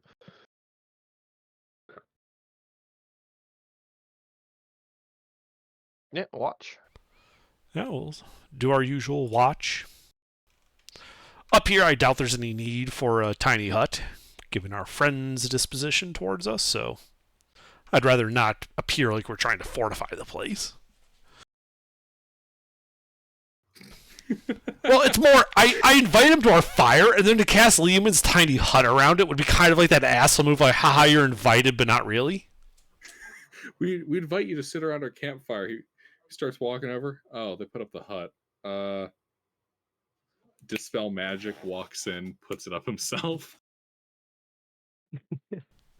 I mean, I'd be okay with that, but I've only got one high-level spell slot left, and I'd rather not waste it, dispelling and recasting shit.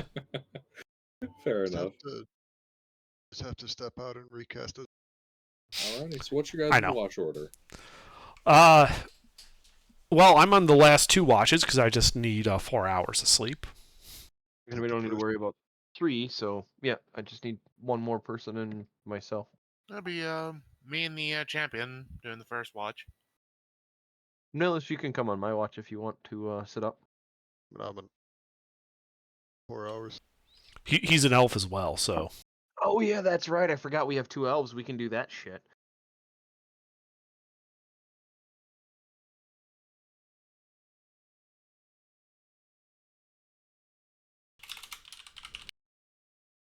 Just need 2 elves in the party with observant, and watch becomes a non-issue.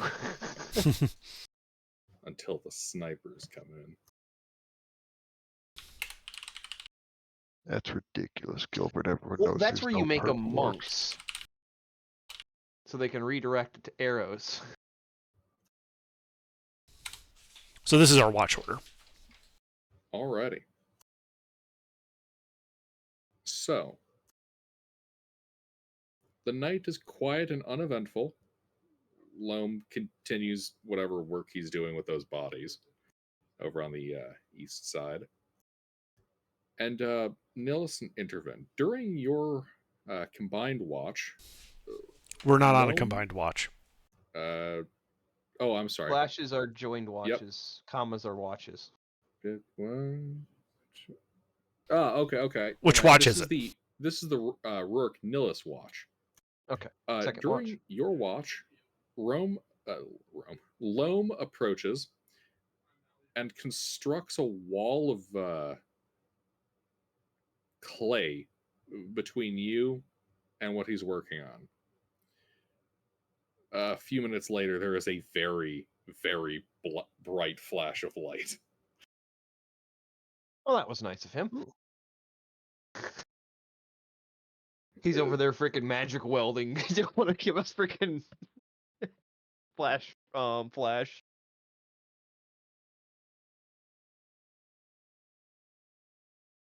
All right. Well, after the light subsides, I kind of want to go peek around the wall. All right, you go to peek around the wall. Another flash.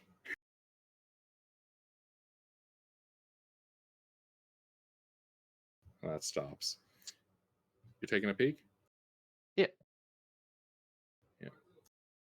Well, a few of those hobgoblins he had been working on, stuffing, lumps of wet clay and then fabricating armor around, they are now standing and sitting up around the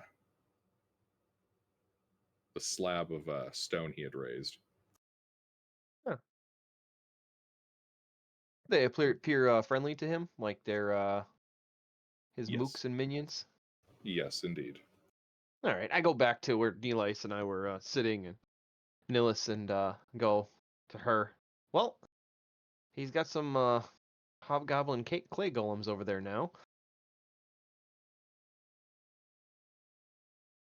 Interesting.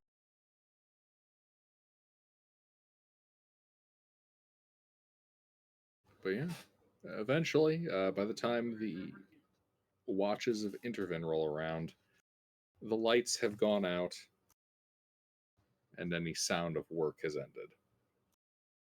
Yeah, so then by then I'll pass that information. Intervene, that way he knows what's up when, he wakes up and there's this giant fucking wall between us and Loam after we just talked about not popping Liam's tiny hut.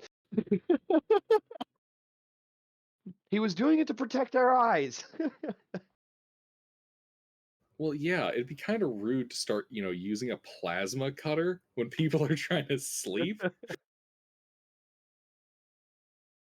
But it would also be funny. Loam does not have a that we've found. He chuckles at stuff, but it's more feels like a courtesy.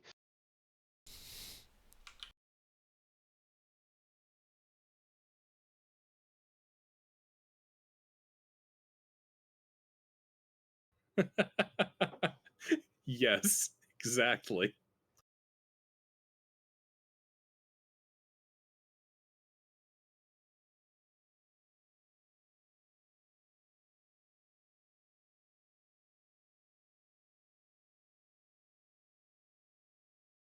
And I think with the start of a new day, you guys going about the beginnings of it, I think we'll call the session there for tonight. Cool.